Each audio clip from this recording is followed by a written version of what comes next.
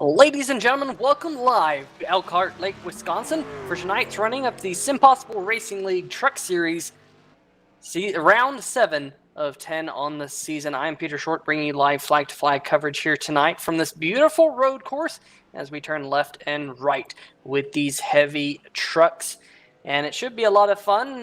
Carlos Acosta also joining me up here and also manning the cameras, doing double duty this week. And Carlos, I know you're not the biggest fan of road courses out there, but they're always fun to be a little bit different. What are your thoughts?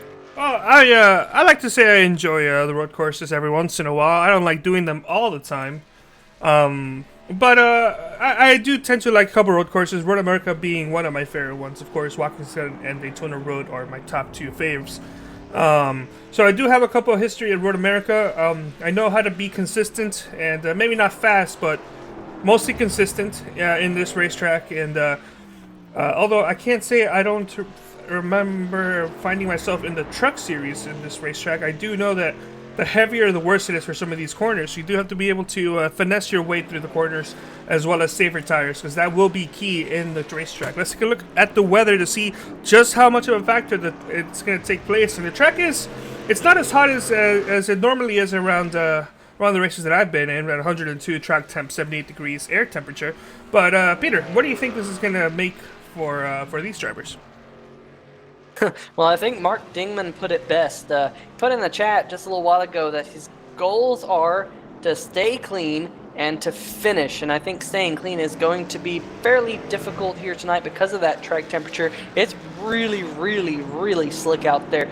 I've seen a couple of drivers have a few issues here, as you see the number 56 there of Tom Johnson run a little bit wide there as they're working their way towards the carousel. Now, it's a really fun racetrack. It's got an amazing flow to it. So I feel like at this racetrack, more so than others, you can find that rhythm. And you really have to find the rhythm to, A, save your tires, like you said, Carlos. But B, man, look at that. We got grass flying at the camera here to end practice. But you really got to find your rhythm to hit your marks lap after lap, save your tires, stay on the road, and avoid any kind of mistakes, because it's those mistakes that can really get you into trouble very quickly. As we have now moved on to the qualifying session, here's Kevin Paskowicz. Let's go on board with Kevin Paskowicz here, and let's go for a lap around this racetrack. Of course, it is a fairly lengthy racetrack, one of the longest racetracks in all of racing at 4 miles in length. Paskowicz just now coming out of turn number 2. You'll see them, pretty much the highest speeds on the racetrack are down this straightaway and the back straightaway. We're going into the Moraine sweep into turn number 5. We have to watch turn number 5 every single time we come to Road America, because you're braking downhill. The trucks do not like to stop. A lot of wheel hop down there as you now move up into turn number 6 underneath the Corvette bridge. That's a little left-hander.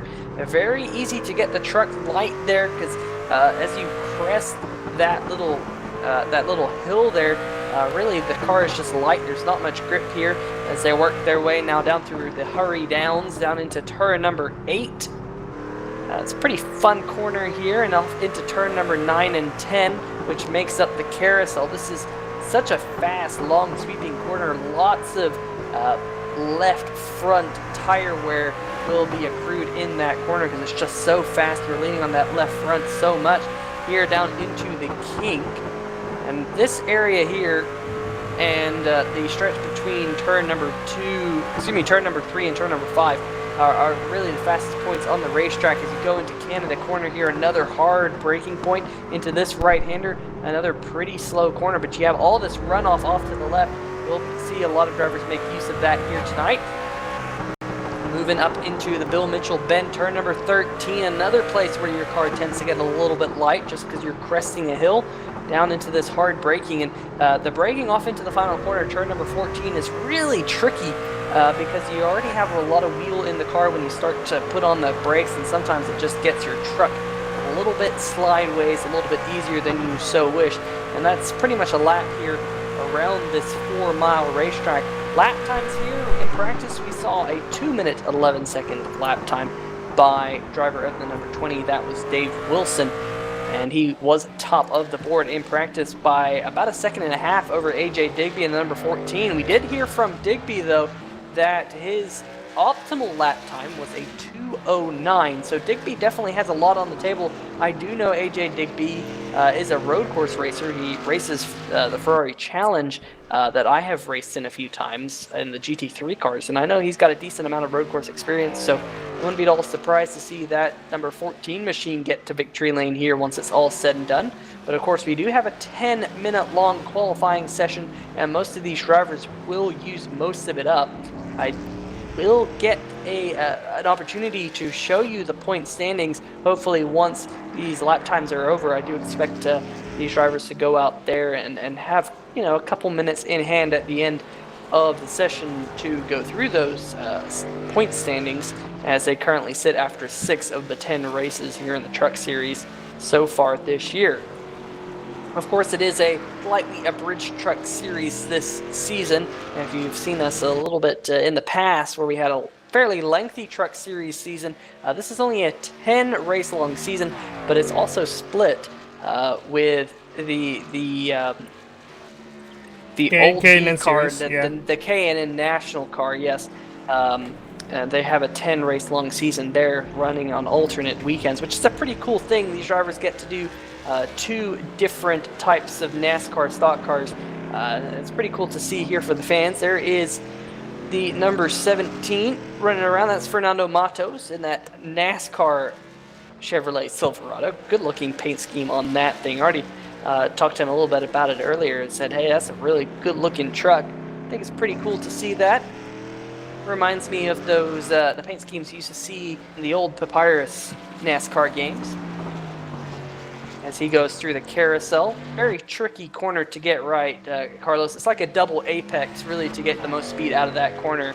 And it's really my favorite point of this whole racetrack. Do you have a favorite point of this racetrack? Yeah, I can't remember exactly the name, but it's that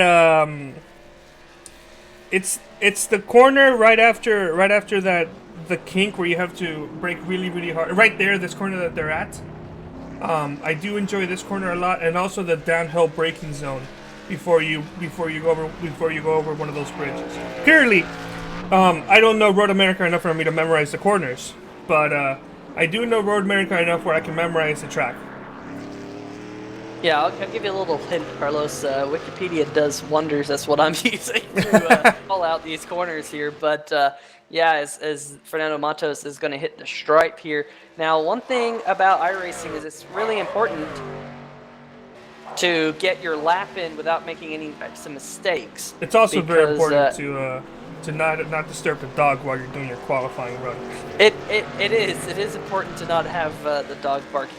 But my wife just got home from work, so the dog's very happy. And that's something you have to live with. While we let Peter go ahead and say hello to his wife, I'm gonna go ahead and take over for a little bit. We are currently seeing Kyle Zimmer here in the number 25 truck, battling in through the corner and into the Road America. He has yet to actually put a lap time. This will be his first time lap.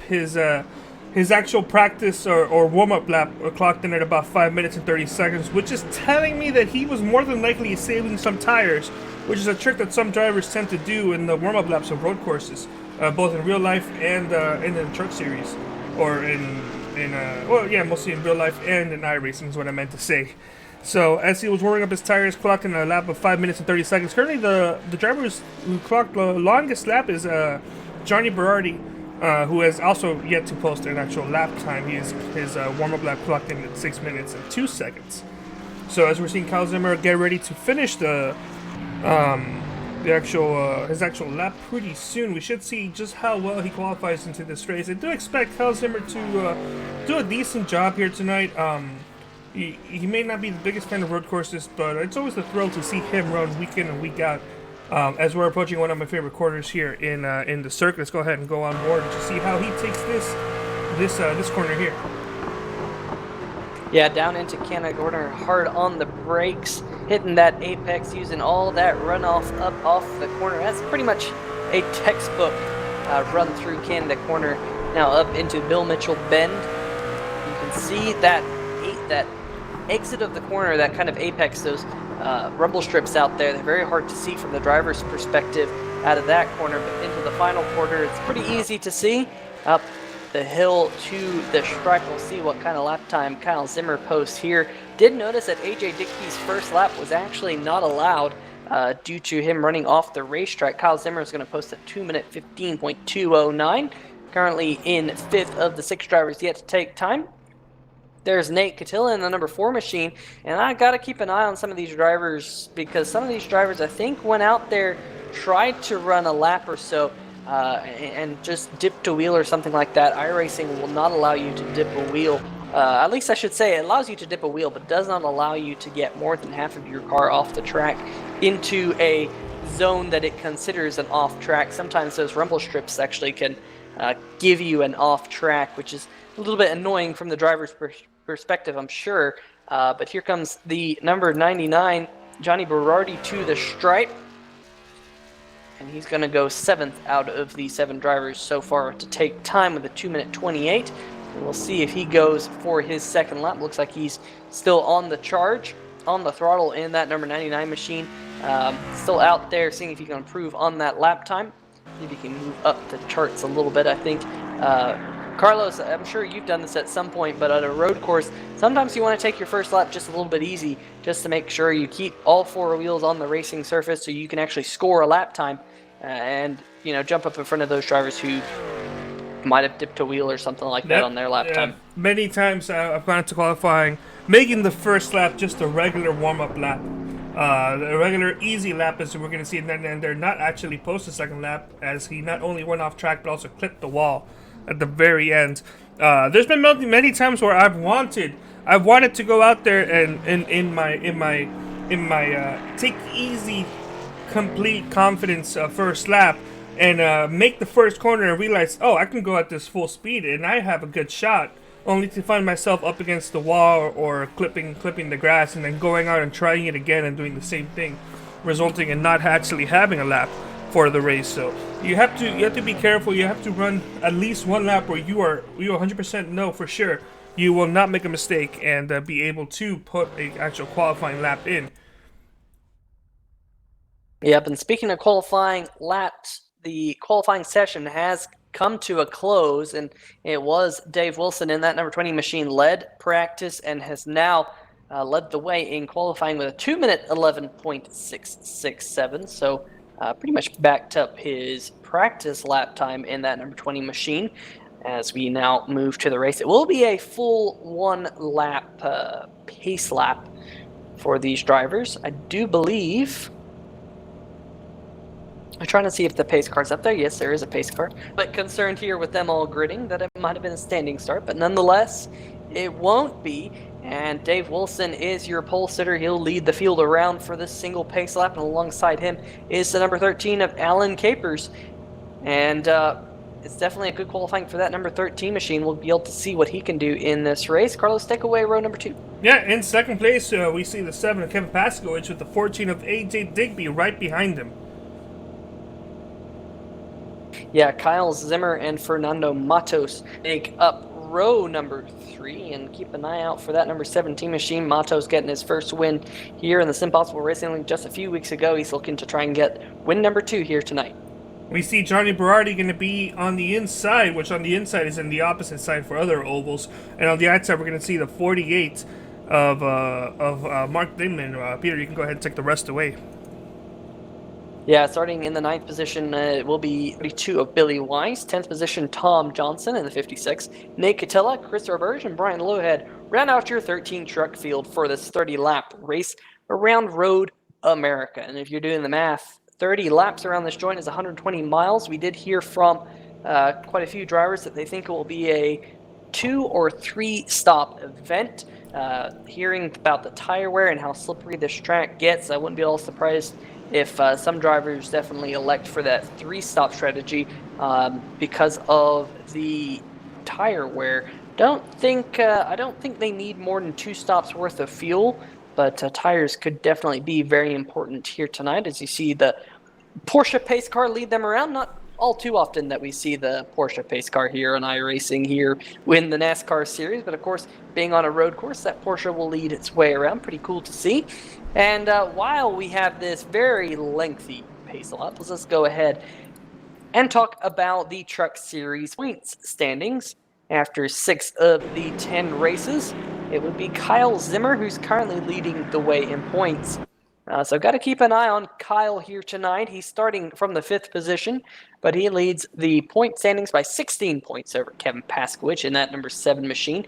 Paskowicz and Zimmer starting in the 4th and 5th places respectively. So that will be a points battle. Fernando Matos currently sits 3rd in points. He's 29 points off of Zimmer's total. Ryan Lowhead sits 4th, tied with Billy Wise, 32 points behind Kyle. And then you have Alan Capers, Nate Catilla, Christopher Burge, Johnny Berardi, and AJ Digby rounding out your top 10 in points. So far this season, Kyle Zimmer has been the only driver in the Truck Series to win more than one race. Kevin Paskowicz, Christopher Burge, and Tom Johnson also picking up wins through the first 6 events, as well as AJ Digby. I think I missed him. But nonetheless, it should be a pretty exciting race here tonight, here around the twists and turns of this 4-mile joint. There's not much in Elkhart Lake, Wisconsin, but let me tell you, if you've ever been to Road America, or if you haven't been to Road America, this place packs house whenever there's a race here, regardless of whether it's IndyCar or the NASCAR nationwide. Well, not nationwide, man. What am I? It's like, as bad as calling us the Winston Cup Series. The B Car Series, the Xfinity Series. This place packs house. It's a great facility to visit. The Busch Series. It really is. Yes, the Busch Series. Going a little bit further back. That's what it was called when I first started watching. Yeah, the Grand National Series. I'm a bit sad that NASCAR got rid of the Grand National Series. At least they don't really call it that anymore. It's kind of what it was for such a long time. Now they just call it by its sponsored name, but that's, I guess, what it is. But nonetheless, this should be a very exciting race. Got to keep an eye out for Christopher Burge. He's one of those drivers who does the endurance races. Brian Lowhead, one of those as well. They do the endurance road course races. Nate Catilla, I believe, has done it as well. So I've got to keep an eye on some of these drivers starting near the back of the pack. They do have a decent amount of road course experience, and road course experience driving with these drivers in the iRacing special events, which is pretty cool. In fact, there's going to be a road course race, I think, at Road Atlanta here coming up pretty soon, where some of these drivers will be driving the HPD around Road Atlanta, which is one of my favorite racetracks, and that will be pretty cool to see. But at least for the time being, we'll be racing around this 15-turn Road America, making the final turn here under the pace lap before the green flag is unfurled, led by driver number 20, Dave Wilson.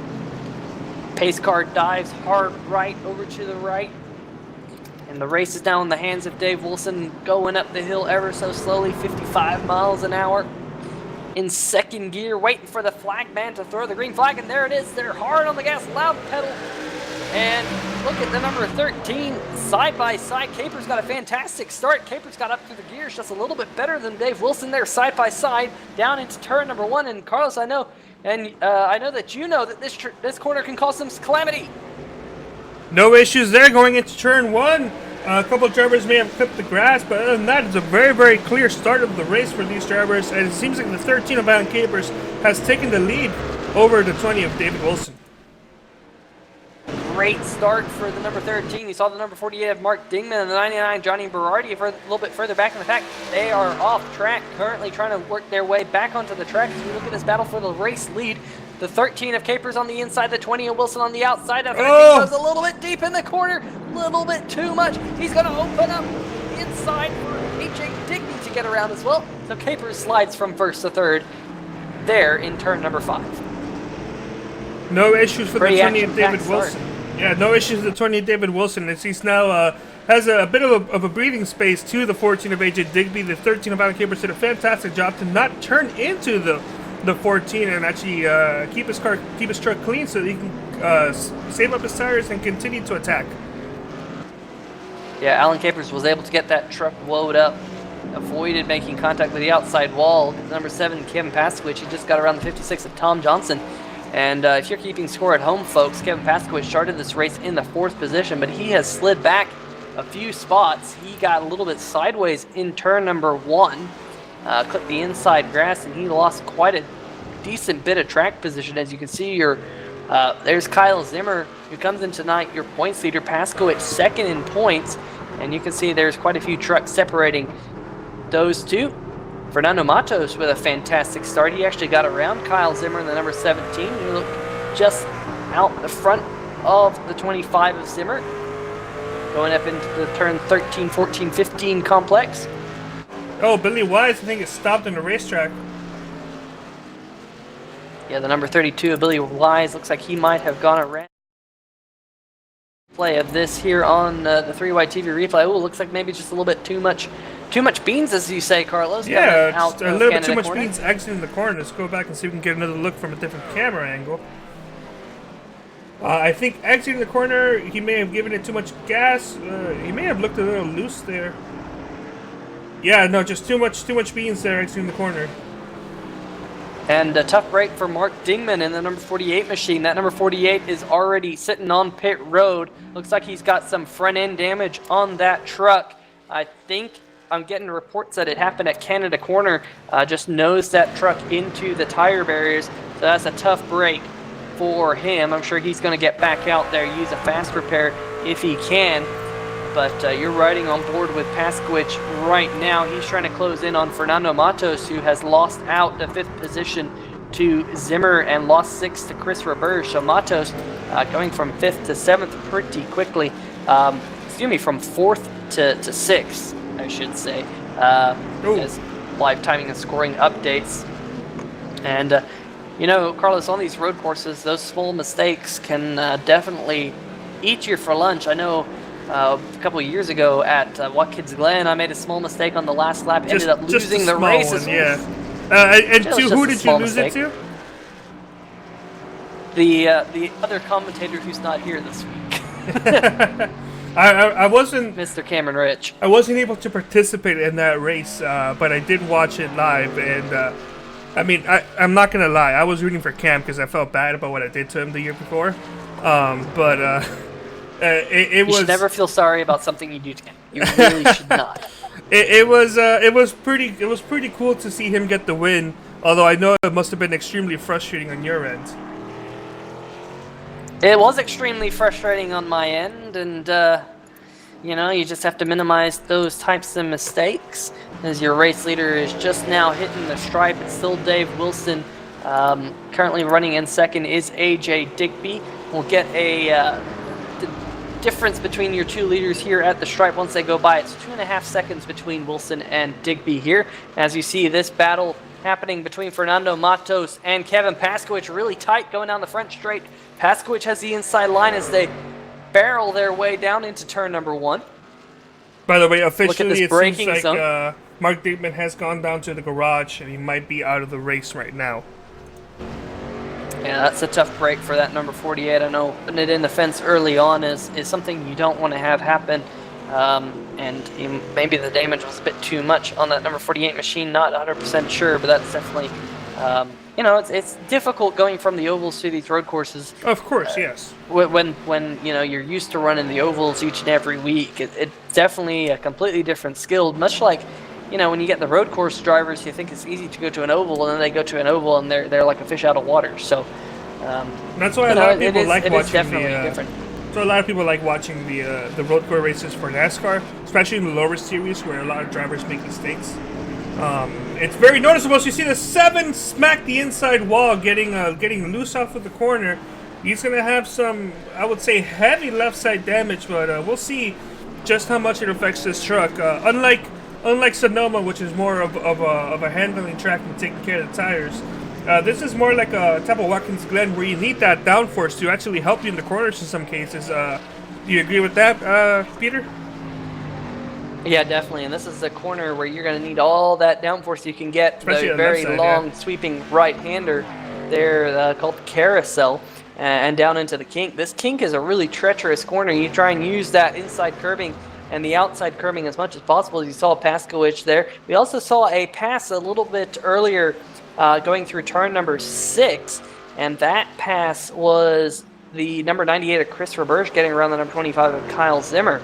Roberge, of course, didn't qualify, started this race in 12th position, already up to 5th. So good start for Chris Roberge, and he's one of those drivers who I highlighted a little bit earlier. He's one of those guys that goes out there and does the endurance races, so pretty cool to see that out of Chris Roberge. We'll see if he'll be able to track down the number 13 of Alan Capers, as Roberge is currently running in the 4th position. Meanwhile, up front, the leader David Wilson has about a just about a 3-second lead over AJ Digby, and that lead appears to be getting bigger and bigger compared to the last laps they've been running. David Wilson finding himself over half a second faster than the 14 of AJ Digby. Although I will say the 13 of Alan Capers is running pretty much identical lap times to the leader. So we'll see if the 13 can catch up to AJ Digby, and if the 13 can save his tires enough to maybe catch up to the back of the 20 of David Wilson. Yeah, and really this is the point in the race as we see another side-by-side battle. Paskowicz trying to come back on Fernando Matos. We saw him hit the fence just a lap ago almost, and hard on the brakes. Paskowicz going to go around the outside of Fernando Matos. At least for now, Matos shows his nose underneath the 7 at least briefly, but Paskowicz is going to take that position back, and now he's going to set his sights on your points leader of Kyle Zimmer just a little bit down the road. Looks like Paskowicz's damage isn't hurting him all too much, as that number 7 now works his way down through the corners where he made the mistake just a lap ago. Tom Johnson. Oh, the 56. Yep, like you said. For a little bit of a spill there in turn number 5. Looks like he may have overshot it, yeah. Oh, and it's just so hard to get on the binders. Oh, yeah. Both, Nate Cattilla in the 4 just ahead of him pretty much did the same thing. It's monkey see, monkey do. There goes Billy Wise in the number 32, gained 2 spots from that. Billy Wise is saying, thank you guys, I appreciate it. That'll move Billy Wise at least temporarily up into the 8th position. We saw Billy go around coming out of Canada corner, but looks like that number 32 truck's still doing quite well. There is your race leader, Dave Wilson. Well, let's see if we can go right on board with that number 20 machine. We look a little bit further back. Hold on that thought just for now, because Kevin Paskowicz has been passed by Fernando Matos again. This has been a fantastic battle between these two trucks, just duking it out, passing each other back and forth. And now here comes Paskowicz, really tight on the back bumper, and he had to check up just a little bit. You can see that he had to check up because the 17 got a pretty good launch out of that corner, and they're going to go up through the front straightaway once again. Carlos, these two drivers not yet settling into their rhythm because they've been battling each other out. As I've been saying, this is kind of where you want to ride, get into your rhythm. But we still have 26 laps to go, only 4 laps down, and these two drivers are fighting like it's only a lap or 2 to go. And they've been doing that since lap 1. I don't think I've seen these two drivers get separated by more than a second at any point in this race. And I would like to see if maybe they can keep this and turn it into a 30-lap battle for their position. And you can see Paskowicz, he's kind of going where Matos is not on entry into turn number 5, hard on the brakes. You see, looks like number 7 hit the apex just a little bit better than Matos. Matos swung wide, but he kept the momentum up on that outside line, and that number 17 was able to kind of maintain ground. I think both of these drivers, looking at lap time, looking last time by, they were both a little bit faster than Kyle Zimmer, currently running in the 5th position. But here comes Paskowicz diving down to the inside. Contact! Now the 17's off the course. Paskowicz is going to make the corner just a little bit. Matos runs wide. Matos over there, but he was able to get back onto the racetrack. Go back and watch this one on the replay. Come down into the corner, and I think, Matos knew he was there. Matos was on the grass. I think that's probably what did it. He had to get back on the grass, and Paskowicz wasn't aware that the number 17 was over there on the grass and kind of had his truck where the number 17 actually should have been. That made the contact, but glad to see there wasn't too much damage between those two trucks. And like I said, they were both faster than the number 25 of Kyle Zimmer last time by. So if they can close in on Zimmer, don't count out that number 17. He lost that ground there But if the number 25 and the number 7 get battling side by side, I'm sure that Matos will close in quite quickly. Now we get to ride on board with your race leader, driver of the number 20 of Dave Wilson, as he heads off into turn number 2 here. Down the long straight. Actually, that's actually surprisingly turn number 3. Turn number 2 is actually in between turn number 1 and turn number 3, even though it doesn't really look like there's a corner. There's a small kink. This is actually turn number 4, and you go straight from turn number 4 hard on the brakes into turn number 5, which is where we saw that number 7 and number 17. Ooh, Dave Wilson, a little squirrely coming out of turn number 5. A little bit hard on the gas. This is where your truck tends to get a little bit light into turn number 6. And it's really a fun little zigzag here down through the Hurry Downs into turn number 8, which is where Paskowicz and Matos made contact just a lap ago. But at least, you look at those hands that, Dave Wilson's pretty smooth through these corners. Just keep an eye and see if he over-rotates out of any of these corners. That's what's going to burn up your tires. You saw there through the carousel, he was nice and smooth, keeping those tires underneath him here through the kink. Once again, nice and smooth, using as much runoff as possible. Now he'll be hard on the brakes into Canada corner. There's Fernando Matos in the number 17. There's Dave Wilson, hard into Canada corner now. Using that runoff like we're talking about. And now he's going to zigzag up into the final corner, which is a really interesting, fast-flowing part of this racetrack. There you see the gap from Wilson to Digby last time by. You see there 1.6 seconds separated Wilson and Digby's lap time. Oh. And Dave Wilson, a little bit of connection issues there, but he's back. That's the last thing you want as the race leader, is to have connection issues. Also, I don't really know where that 9.849 second lap time. Oh, there we go. Refresh. I was going to say, that'd be a really fast lap time. Yeah, based on the way that David Wilson's been running these last couple of laps, it's been showing a huge improvement to his consistency. However, AJ Digby has been struggling a bit. You see his last lap was a 2:17. He can run anywhere from a 2:17 to a 2:14 to a 2:15. It's varying back and forth. Meanwhile, David Wilson is staying within that 2:13, 2:14 second minute and second range. So that's why we're seeing that gap get bigger and bigger instead of smaller. And even worse is for Alan Capers. If we go ahead and take a look at what he's been running recently, let's go ahead and compare that with AJ Digby. Alan Capers was at one point running in the same lap times that David Wilson was running. However, lately he's been even more inconsistent than AJ Digby himself, with his last lap being about 2 minutes and 21 seconds. His previous lap before that, I believe, was about 2 minutes and 19 seconds. But with the way these two drivers are driving, there's no way that they're going to catch the 20 David Wilson, because this league does not do any special things to road races. It's green flag, then last lap, white flag, and then checkered flag. There's no caution flags here in between at all. It doesn't matter how many people get involved in a wreck. As I believe we're seeing the 56 of Tom Johnson stopped in the racetrack. Is that correct? Yeah, the 56 is stopped on entry into pit road. He's actually getting a push from the 4 of Nate Catilla. So not quite sure if the 56 ran out of fuel or something. But you can see those two machines on pit road, led by the 56 Toyota of Tom Johnson and number 4 Chevrolet of Nate Catilla right behind him. So I'm wondering, Carlos, I mean, we're only 6 laps in, but perhaps maybe we're in some kind of fuel window, and no, that doesn't, not quite sure, but that doesn't make sense, because that doesn't make sense, because nobody has gone down pit road yet. So if the 56 is out of fuel, then everybody else to be under power. I'm wondering if Tom Johnson has a engine kill button mapped, and he has now disappeared from the racetrack. There is an ignition key, and I'm wondering if Tom might have hit that ignition key somehow, some way, and couldn't get that machine refired. So that's Definitely a tough break for the 56 of Tom Johnson. He was putting together a pretty respectable run, keeping that number 56 nice and clean, but currently sits on pit road at this present moment in time. Nate Catilla did come down and take service. He's back out onto the racing surface, down into turn number 1. So you know Nate what? Catilla will be 1 lap down. Do you know what I'm thinking maybe could have happened? Is maybe he hit that money shift.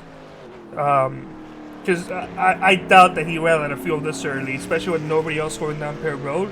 If he ran out of fuel, then everybody else would run out of fuel. So either he turned off his engine, or maybe he just did a bad shift and it blew his engine.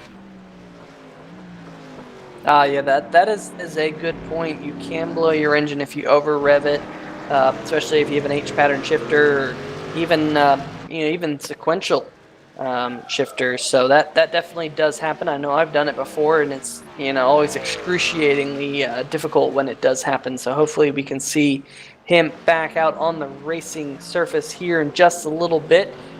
Christopher Burge in the number 98 machine was closing in on Alan Capers in the number 13 for the third position. However, that battle for third has significantly grown. Here's a battle between the number 17 of Fernando Matos and the number 25 of Kyle Zimmer.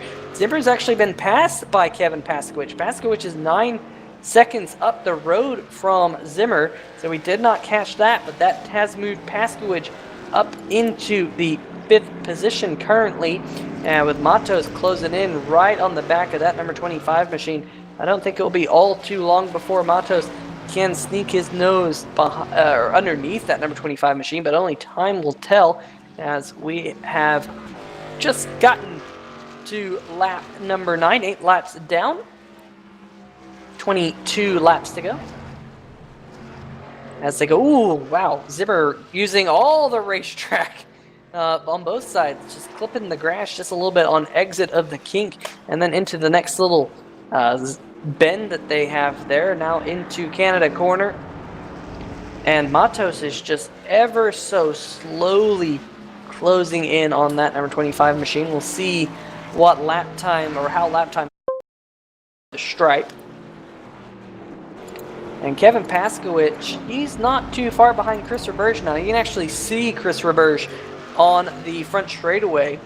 And I think Zimmer might be able to just take a quick peek of Paskowicz ahead of him once they crest this brow here. Yes, but that number 7 machine is quite a bit ahead.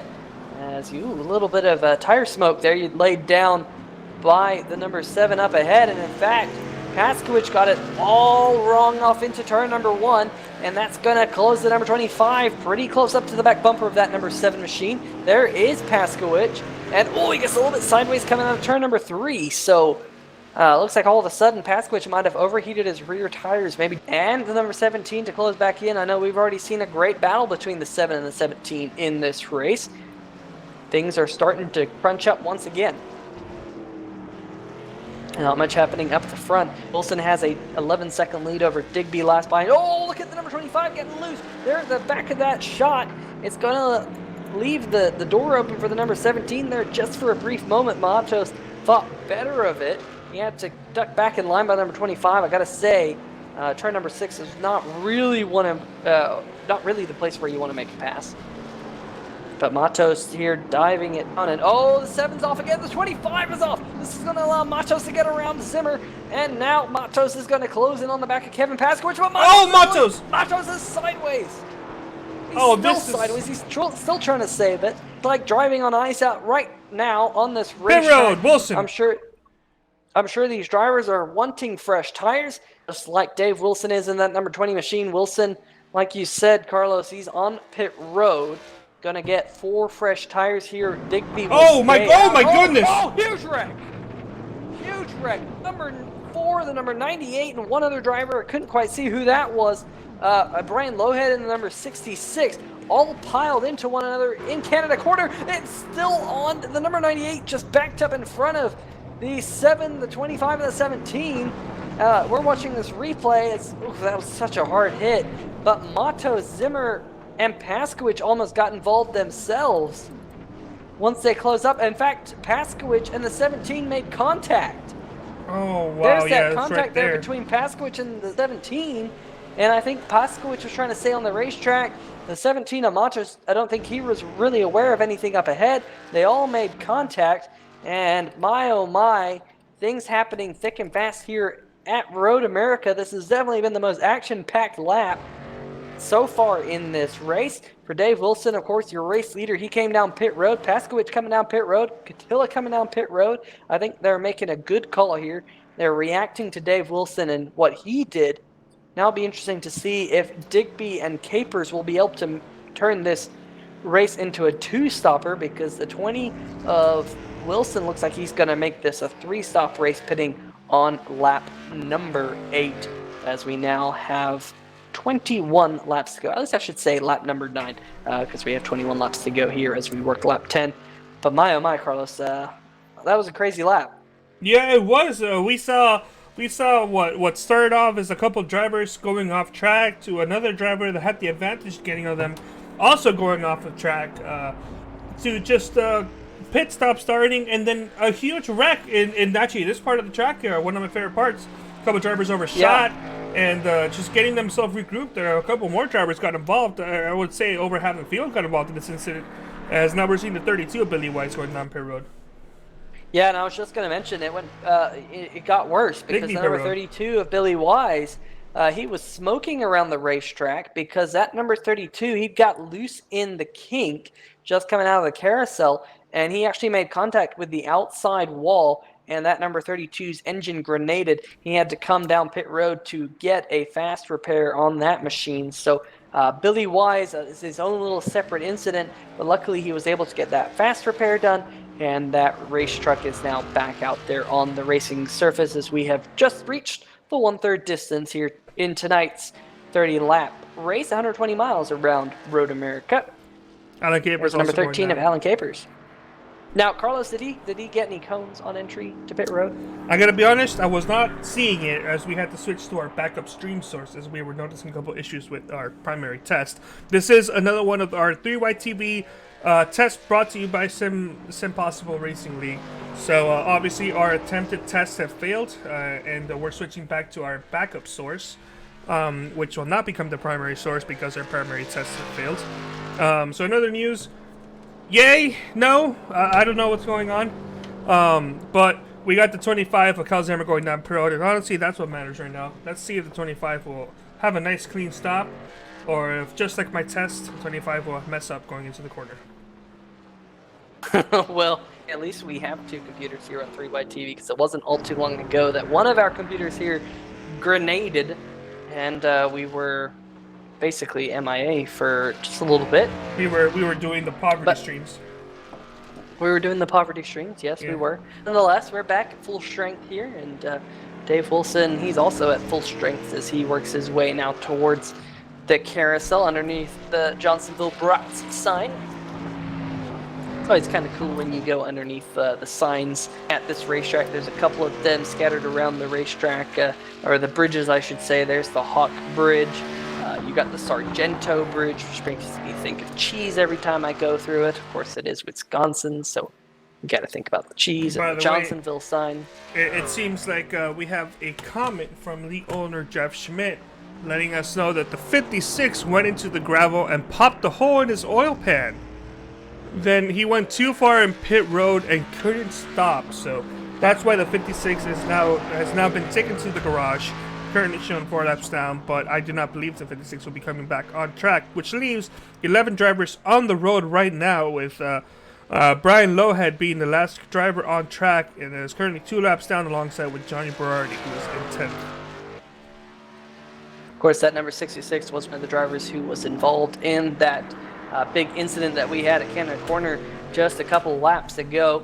But that Mountain Dew Voltage number 66 machine still out there taking time, doing a good job. There is Kyle Zimmer working his way through the carousel. There's Kevin Paskowicz. Now, we saw Kevin Paskowicz. Go ahead, Carlos. Every time I start to switch to somebody else, you're like, all right, now we're looking at X driver, and then I switch off immediately. It's like, it feels awkward because I don't want to switch back this quickly, and you just started talking about a driver. So it's every time, if I want you to talk about somebody, I need to switch out of them. Well, there you go. Oh, oof, oof. I was watching the. There you go. That's what I oofed about. Fernando Matos going rally crossing.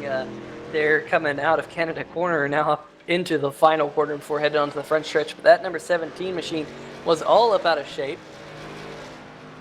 See, there you go. See, that one worked out as we ride on the number 17 as he goes underneath the Caterpillar Bridge up onto the front straightaway.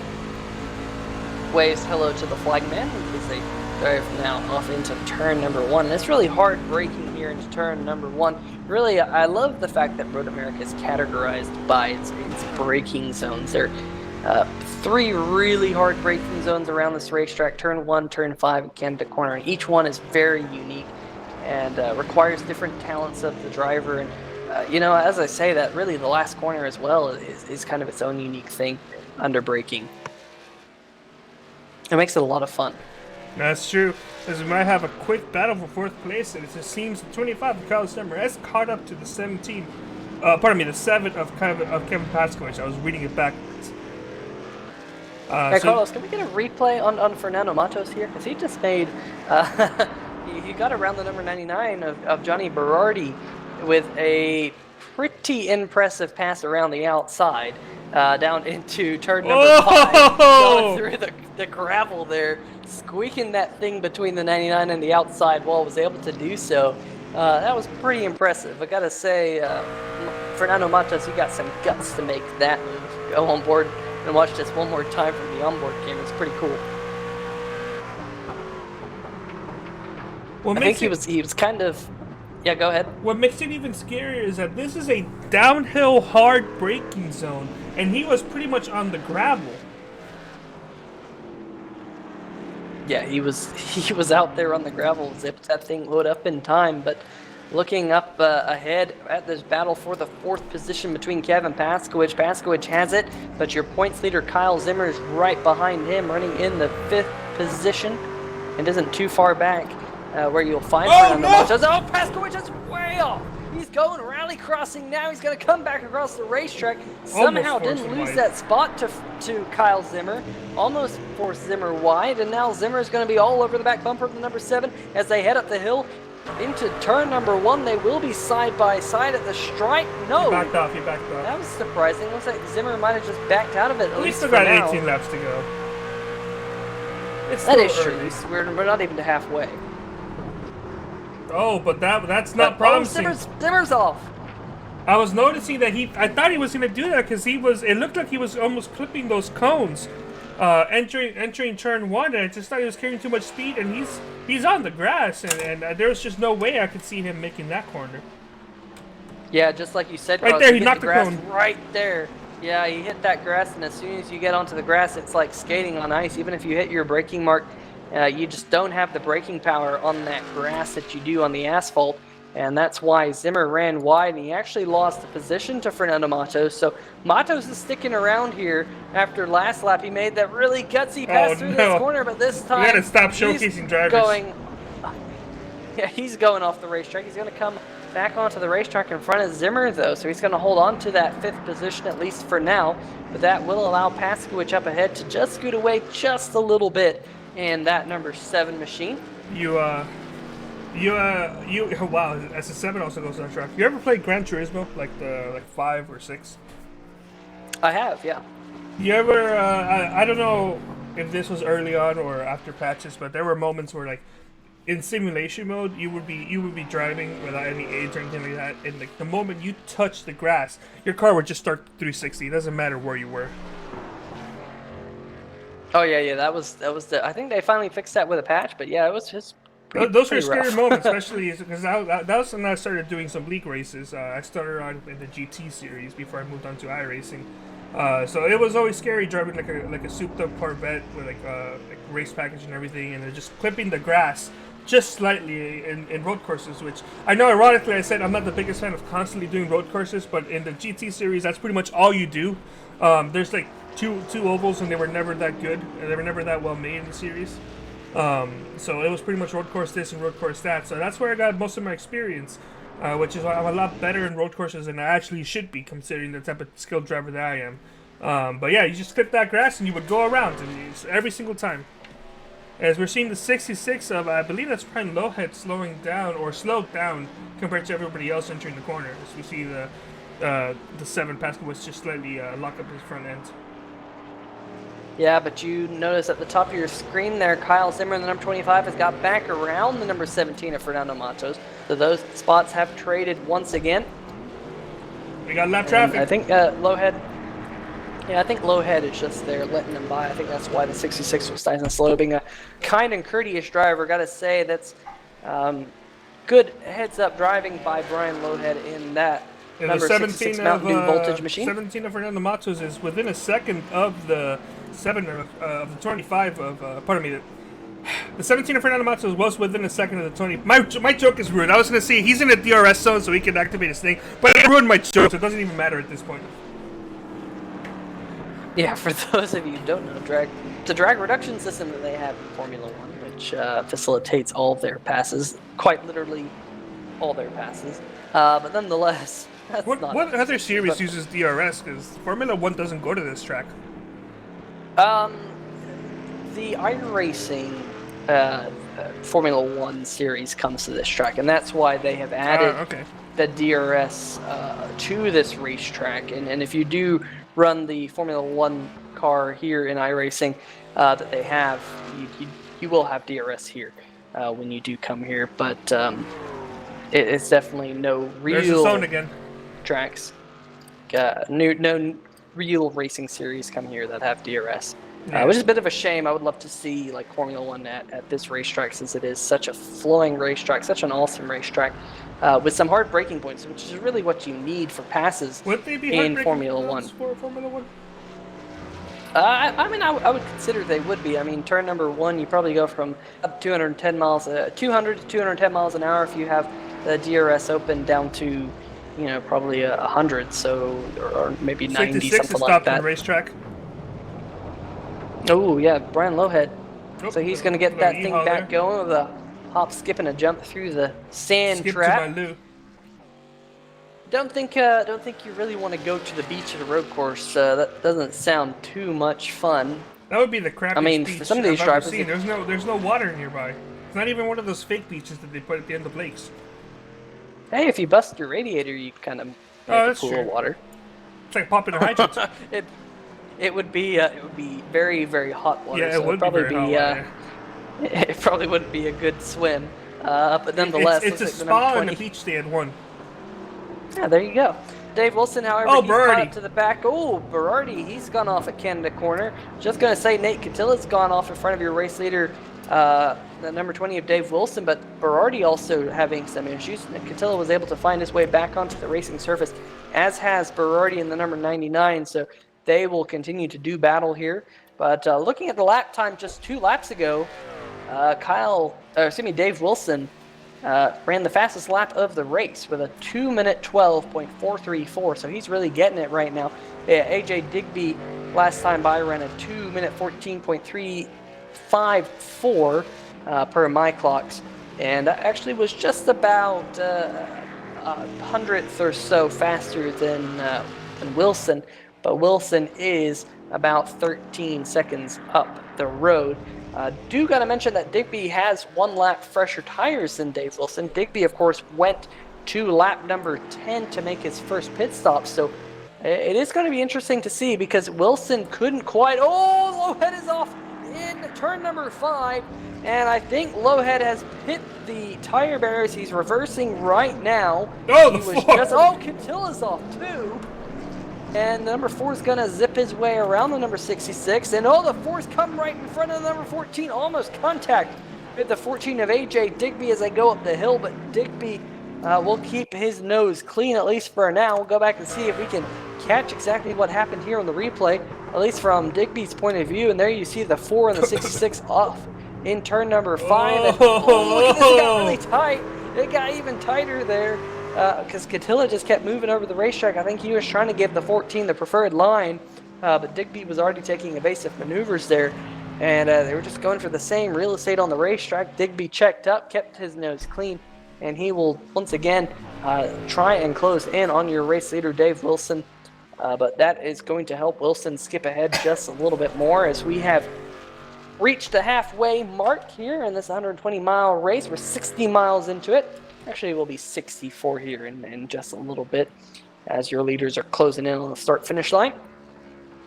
And Carlos, we just got to keep an eye on whether or not these drivers will be able to make it on fuel. We'll have to see when Digby decides to pit versus when Dave Wilson decides to pit. Wilson electing to come down pit road just a little bit sooner, because if Digby can make this work on a 2-stop, and if Wilson's forced into a 3-stop strategy, this race could fall into the hands of that number 14 machine. I wanted to say something, but I've got something in my throat, so computer, can you take over as I drink water? But yeah, hopefully our producer doesn't die in the middle of this production, because that would be very sad. Got to keep an eye on Christopher Burge. Unfortunately, that number 98 machine, he had a lot of pace in that Skittles Toyota Tundra early in the race. As you see, looks like the number 99 of Johnny Berardi sitting on pit road. And that's a tow. That's not a drive to pit road. It's actually a tow. Oh, that's going to be a tough hit there. It's probably going to take a decent chunk of time to get a tow around this 4-mile racetrack, lose the top 10. depending on where you took that tow from. But I was going to highlight Christopher Burge in the number 98 machine. Of course, he is the teammate of your race leader, Dave Wilson. We saw a lot of speed out of him earlier. He was racing up through the field. Unfortunately, after being involved in that big incident that we had now almost 10 laps to go, he's been stuck down in the 7th position. I think that's because he did have a blown motor on that thing. Took him a while to get back to pit road. He is a decent ways behind Fernando Matos. For your perspective, Matos is going into the final corner right now, and the number 98 here is just now going down the backstretch through the kinks. He is the last driver on the lead lap, though. He is, and he's about 40 seconds behind Matos' car. So just kind of keep that in perspective. Billy Wise is the first truck 1 lap down, currently running in the 8th position. Oh, there goes the number 98. We have to stop. just hold down the V key, Carlos, and just cycle through the whole field. So, well, I don't know. That might cause the whole field to go off the racetrack. I have no idea. But here is the number 32 of Billy Wise. Okay, yeah. You know what? You know who's got a big gap between the next driver? That's the race leader, David Wilson. Yeah, if we can just focus on Dave, maybe it will bring Digby back into the picture here. You know what? He just started a lap. Let's go on board and see just how he drives as we crank it up here for a moment.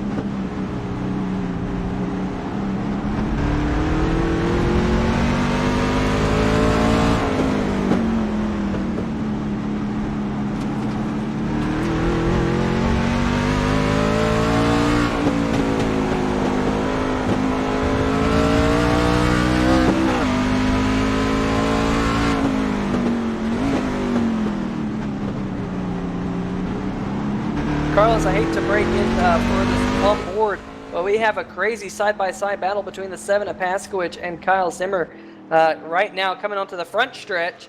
And the number 7 just scooted by the number 25. And I think we should go back and watch this one on replay if we can, because they were side-by-side through one of the trickiest portions of the race circuit between turns number 13 and turn number 15. So you see the number 7 there, Paskowich, he looks like he blew Canada corner, and they were side by side here. You see the 25 jumping to the right-hand side.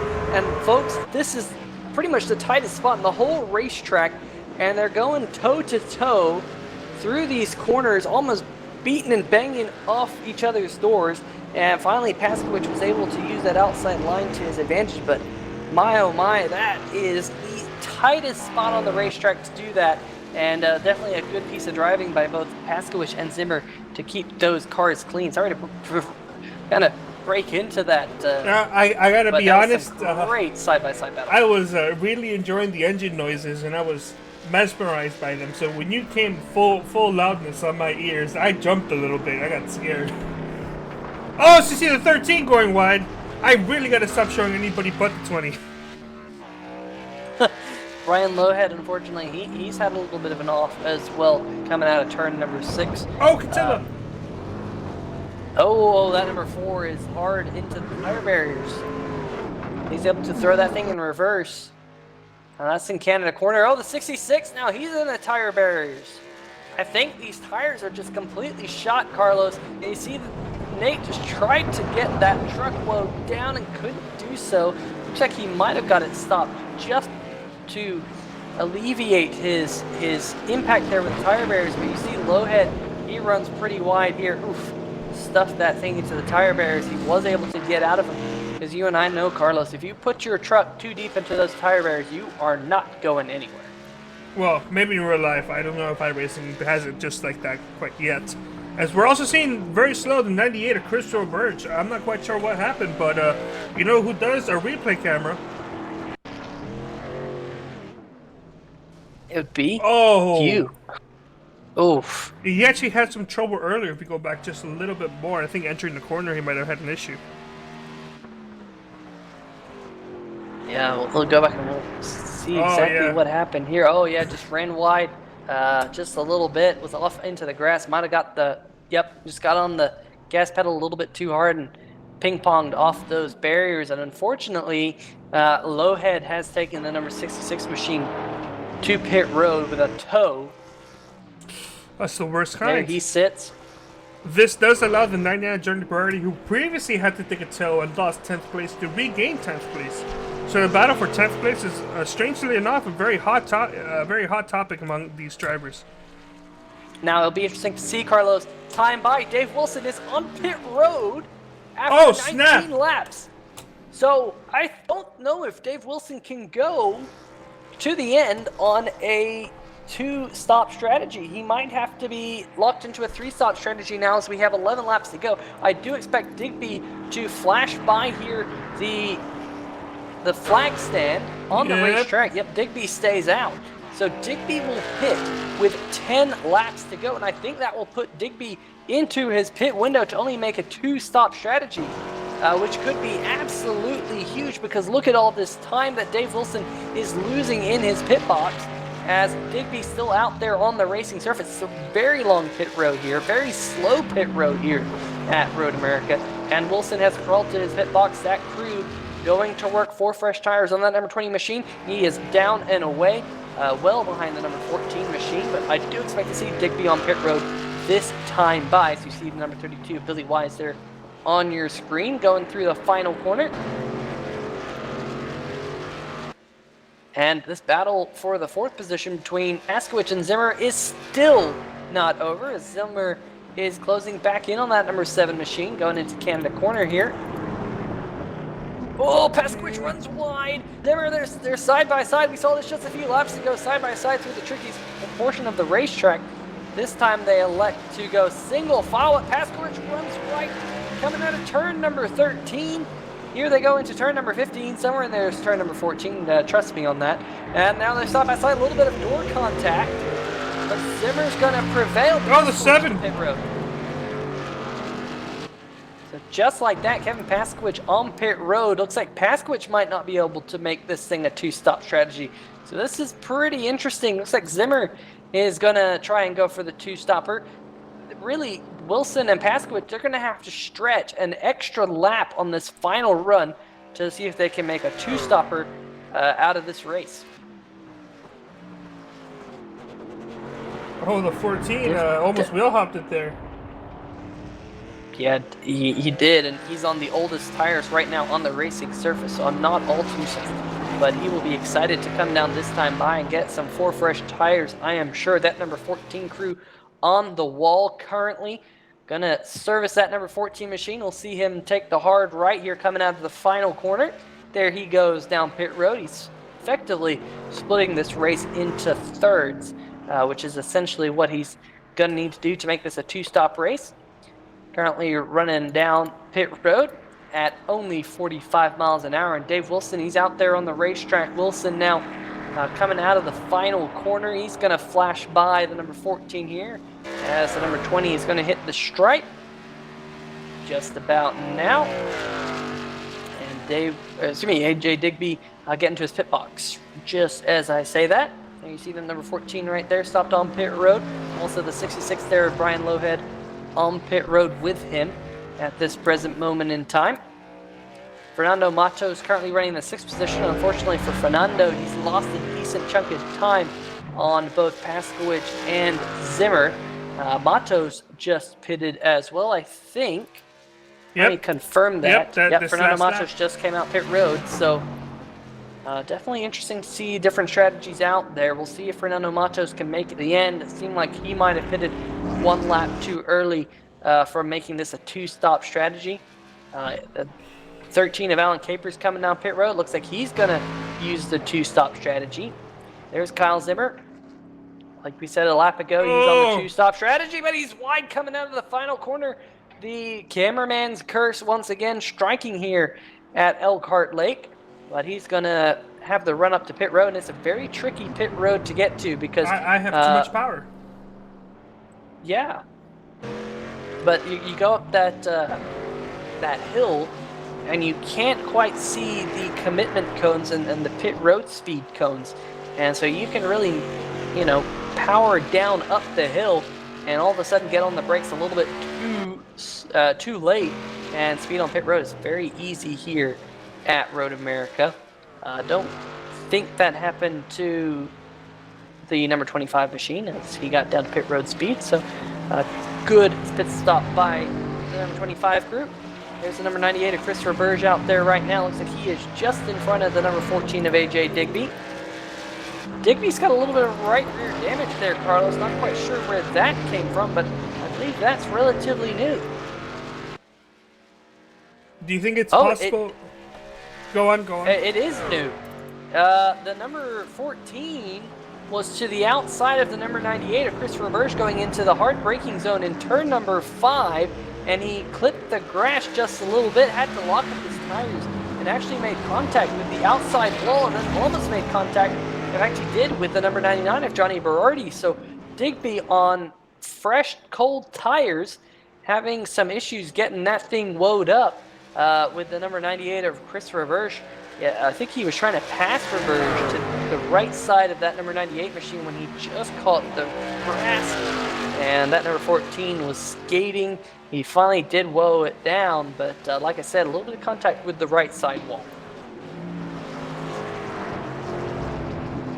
So that would be interesting to see how that affects Digby's shot at winning this race.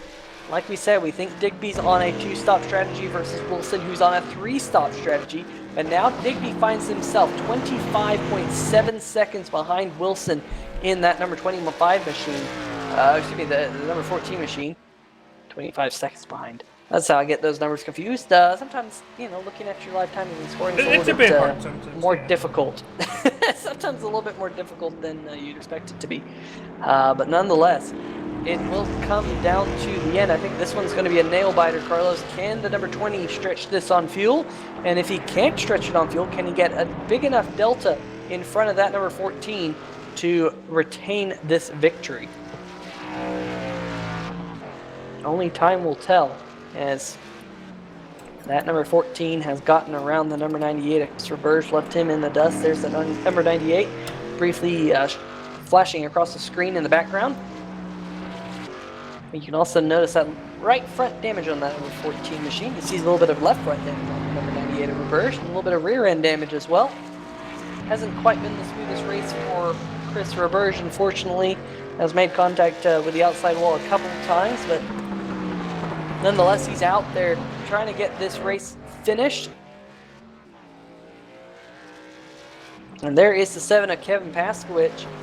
Interesting to note that Paskowicz and Kyle Zimmer, those two trucks were locked together on the racetrack, but Paskowicz has now got about a 7-second advantage over the number 25 Kyle Zimmer. And I can only think that is because the 25 ran wide a couple times on the single lap overcut that he did.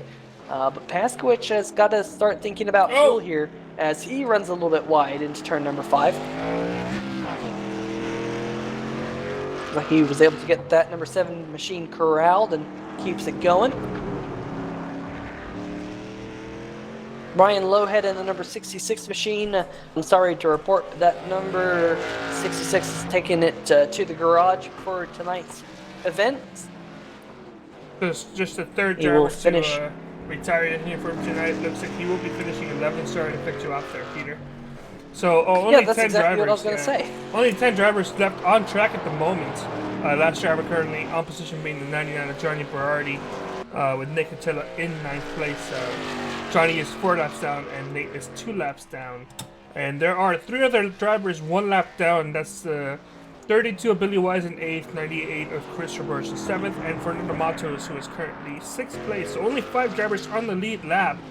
But there are no battles going on track, at least nothing close. It's possible that the 20 and the 17 are the closest drivers, but the 20 is the race leader and the 17 just got lapped. So those are the only 2 drivers that are pretty much close by at this point. Yeah, Fernando Macho is currently running in the 6th position. He will be the first truck 1 lap down.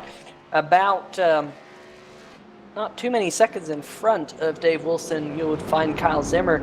Zimmer currently last truck on the lead lap. Almost 2 minutes behind that number 20 of Dave Wilson. And looking at Kyle Zimmer, it looks like he's got some rear end damage on that number 25, which appears to be relatively new. So not quite sure if that 25 has had an off-track excursion or where that rear end damage has come from. There you can see it.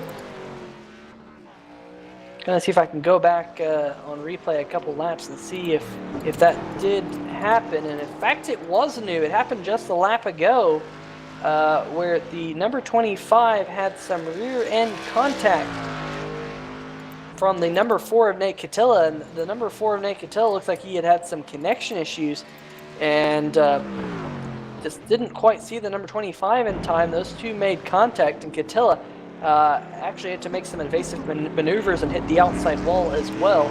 So I gotta say, Catilla had a little bit of connection issues. He did everything he could to stay off the rear end of that number 25 machine as to not spin him around. So even though Zimmer did get some rear end damage, it was some good heads-up driving by Nate Catilla to mitigate what could have been a very bad situation for both of those drivers. Of course, Zimmer's trying to run down Kevin Paskowicz, and if I'm Kevin Paskowicz, I'm saving a ton of fuel right now, and I believe that's what's happening. Is your race leader Dave Wilson just got around a very sideways Nate Catilla coming out of turn number 6. And I think Dave Wilson's race kind of flashed before his eyes there, because Catilla was off in the grass and just got on the power a little bit too much and had that number 4 machine pointed at a 45-degree angle to the number 20 of Dave Wilson. But at least for now, that number 20 Cadbury Toyota Tundra, I should say, is nice and clean as he comes out of the carousel. Just a little looser look like we saw the 20 of David Wilson in that final corner. So, based on what we saw some of these drivers going down Perry Road, who do you think might end up winning this race? And do you think it's going to come down to that pit strategy? It's going to be very, very close to call. This racetrack. Oh, Dave Wilson is going wide. It's really the first mistake we've seen all race long out of that number 20 machine. But I was going to say, if I'm Dave Wilson, my oh my, I mean, you're look to be a lap short on fuel. I mean, you have a 26-second lead. Do you decide to save fuel? And I'm not seeing him saving any fuel at this present moment in time. The mistake that Wilson just made, it's going to allow him to close up to now 20 seconds. And yeah, Kevin Paskowicz on pit road. So already I think we're seeing drivers who are coming down pit road knowing that they won't be able to make it on fuel, and you saw the 14 that of Digby. The 14 is off. So that pretty much just evens out the 20's issues. Yeah, just as I was saying, that Digby is kind of capitalizing on the issue there that Dave Wilson had. Digby himself makes an issue, and although it's still a net gain, looks like the 99 of Berardi's off back there. Just as I was saying that Digby was making that big stride, I think he is going to still get a couple of seconds out of it. Oh man, Berardi's doing donuts off in the grass, mowing the grass just a little bit. He learned his lesson last race where he drove backwards and got disqualified. So he knows not to do that for this race. Yeah, driving backwards is never what you want to do. Can happen to the best of us, even on pit road. But that is going to put, ladies and gentlemen, Kevin Paskowicz 1 lap down on this racetrack, and now he's going to have to see if he can close in on the back end of Fernando Matos. And Matos is not too far in front of him. There's the number 17, and you can just see him at the top corner of the picture. There he is, Kevin Paskowicz, and Paskowicz is running wide. I got to stop. I have too much power. It is that corner, Carlos. You know, have you seen the video? It's that one in Canada. The MotoGP video from the Moto of the Americas earlier this year, at Circuit of the Americas in Austin, Texas, where a little cat was watching the race and like put its paw up against the screen, and one of the riders like completely I saw that. bended. Yes. That is you tonight, Carlos. You are that cat tonight, Carlos. Hold on. Hold on. You ready for this? Oh my God! I have too much power. I gotta stop. We're live, by the way. This is all a guess. We're live. Well, don't look now, but that number 7 of Paskowicz has actually spun out here in turn number 13. You do have too much power. It's gone from bad to worse for Kevin Paskowicz. He's trying to get that thing righted. Here comes your second place car of AJ Digby, not too far behind this. And I was really worried that Digby would run into the back of the number 7, but luckily they were able to get that all sorted out. Digby now coming to the start-finish line. That will affect that number 7 because he wasn't too far behind Fernando Matos, but now Fernando Matos is quite a bit up the road from that number 7 machine. Paskowicz is just going to have to hit his marks here, find a rhythm in that truck to see if he can just settle it down. I'm wondering if he took tires or not. I'm going to go look and see if it's that a 14 pit stop. Looks like Kevin Paskowicz only had a 6.7 second stop, so it looks like he's still on old tires. Actually kind of surprised with that. I think if you were going to break this final stint in half, I think you would have taken, at least I would have tried to take tires, because as you can tell, these tires are really treacherous. Also, the majority of these drivers are separated by over 2-3 seconds. The advantage of not taking tires isn't really as big as, for example, like an oval where an oval in which the tire wear isn't as much. This is a road course where everybody's separated by a lot of seconds. So saving a few seconds to not take tires will maybe it may not even allow you to pass a driver, and you're at a disadvantage because they would more likely come down the road and take tires. I mean, yes, that is true. You just have to think about what your strategy is. I'm not going to say that not taking tires is a bad strategy, but from a level of comfort, fresh tires will take the cake all day long, at least comfort. But the net time gained or lost is, dependent on the driver and the driver's situation. I can say that Paskowicz has pulled away from Digby, but that is not too surprising. Paskowicz has run wide in Canada corner, and just as I say that, Digby sneaks on past. So AJ Digby now has got around that number 7 machine. Wilson hasn't really pulled away from Fernando Matos, which is somewhat surprising. I'm curious to know if maybe Dave Wilson is starting to think about fuel and seeing if maybe he's clutching it just a little bit. Maybe we can go on board with that number 20 machine, see if we can catch those RPMs in the heavy braking zones, because he does need to stretch this into an 11-lap run if he wants to make this only a 2-stop race. We're listening in, and he's kind of feathering the throttles on the exit of the corners. A little action. Yeah, and in fact, right there. AJ Digby is closing in on Wilson quite a bit. That lead was at one point 26 seconds, and now it is down to 17 seconds flat. So Wilson is doing everything he can here to make this into an 11-lap stint, which we have not seen tonight. We've seen plenty of 10-lap stints, but we've seen no 11-lap stints. It is a 4-mile racetrack. It's really hard to save a lap's worth of fuel. I mean, effectively, you have to save 10% of fuel, from what you would on a 10-lap run, which is a Oh lot. no! And Wilson is wide once again.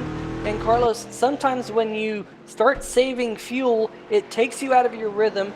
You reduce the engine braking because you're clutching the car, and that does have a tendency to happen because you lose that engine braking. And let me tell you guys, engine braking is a decent percentage of the actual braking power of these cars. It isn't all the brakes that do the work. If you just clutch the car, put it in neutral, whatever, you will greatly notice that the fact that the engine is unloaded and not helping to slow the car is a pretty significant difference. Good thing we're not running. Good thing we're not running diesels here. Yeah, now that would be interesting. We don't have any diesels. Don't have any engine brakes, so they have to do the what's it, the air brake or something, the P brake. What's it called? I know what you're talking about. Jake brake type thing. Jake brake. Yeah, there we go. That's what it is. P brake. I don't know where I came up with that. You need to go take a P brake, Carlos. No, I already did. Do you? Anyway, there is the number 14 of AJ Digby. No, I'm fine. You do those things before the broadcast. And I did it before the broadcast. Well, good. Meanwhile, on the racetrack, while we're talking about our bathroom habits, we have 3 laps to go, and AJ Digby is now 14.4 seconds behind your race leader, Dave Wilson. He is closing in. Last time by, he was... I have things sorted a little bit funky, but Dave Wilson ran a 2-minute 18, and Digby ran a 2-minute 16, so almost 3 seconds between them. I did some rounding there, but almost 3 seconds difference between Digby and your race leader, Dave Wilson. So if Wilson can make it to the end with the current pace that he's running and the amount of fuel saving he's running, he will retain the lead and he will win this race. But the big question is has he saved enough, and can he save enough? But only time will tell in about 2 laps. Less than that, a lap and a half from now, we'll see whether or not that number 20 decides to come down pit road. He's dominated this race. He's led all but 2 laps, and those 2 laps were under the pit cycles when Digby was able to stretch the first and second runs 1 lap longer than this 20 machine. But otherwise, Wilson started on pole, has led 95% of the race so far. But can he make it on fuel? That is the question. Now going down the long backstretch, zigzagging here. Going to be hard braking into Canada corner. You can see the flames coming out the exhaust of that number 20 as he shifts down through the gearbox. Nice, good corner there. Uses as much of the runoff and keeps that momentum up as he zigzags up here into Bill Mitchell Bend and into last corner here, turn 14.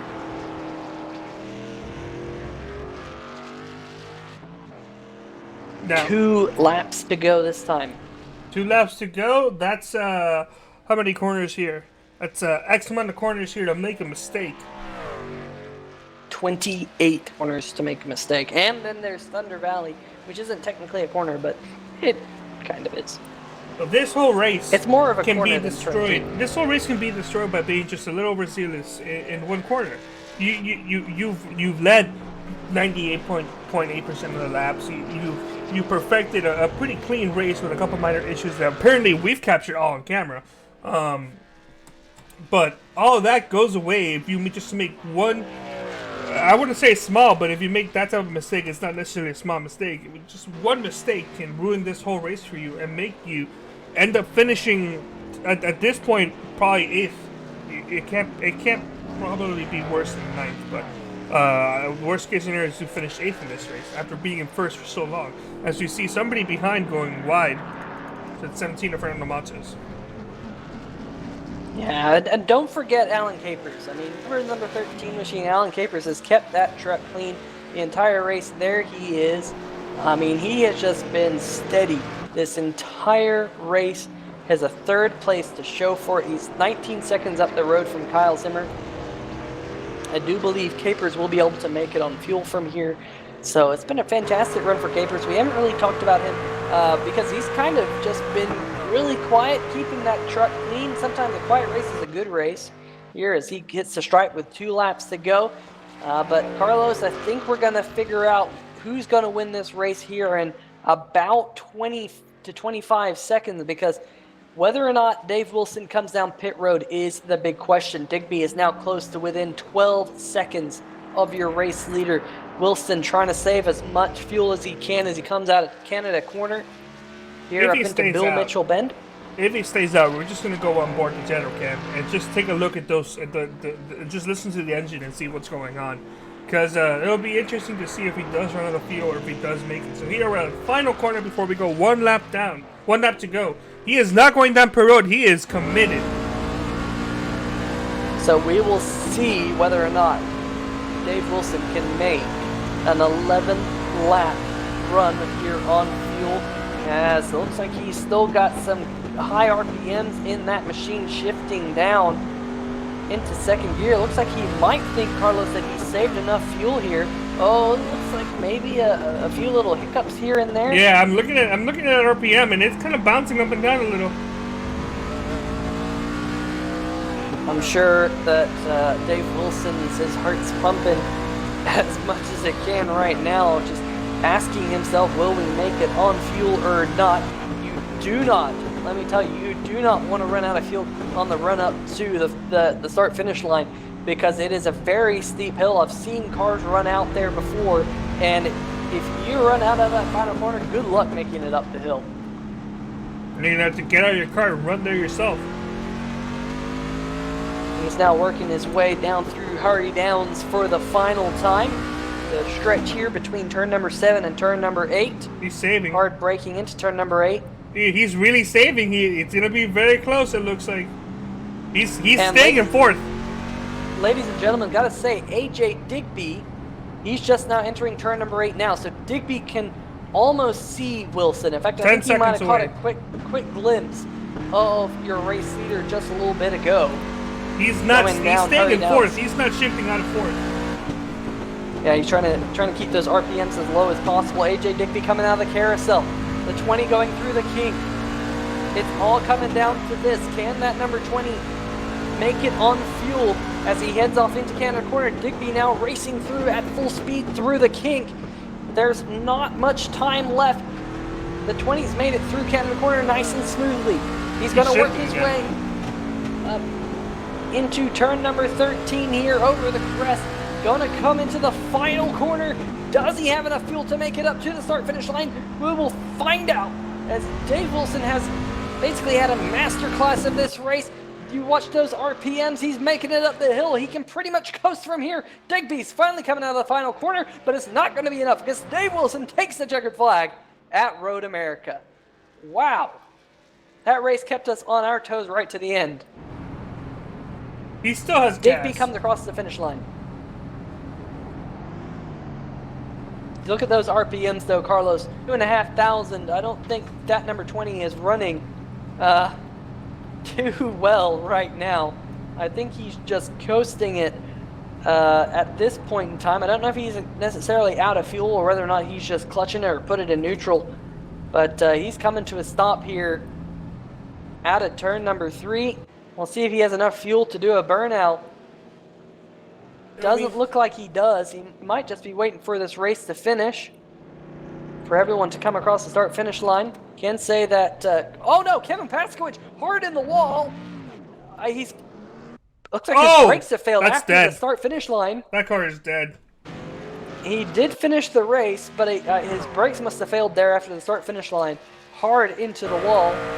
See, he hit that, the start-finish line, race is over for him. And doesn't look like it brake. Looks like the throttle hung. And there we go. The number 20 has found a little bit extra gas in that tank and is lighting him up on the run between turn number 3 and turn number 4. Or maybe that's all she wrote. Just a little last burst of fuel there to give a little bit of celebration to the fan. Johnny Berardi's coming across the start-finish line. Alan Capers comes home 3rd. Christopher Bursch comes across the start-finish line to finish 7th. Kyle Zimmer, I think, and Billy Wise are the only 2 trucks still on the racetrack. Kyle Zimmer's going to head up into up into the start-finish line. He comes home 4th. So good point sight for Kyle Zimmer. Came into the night as your points leader. Evan Paskowicz came into the night second place in points.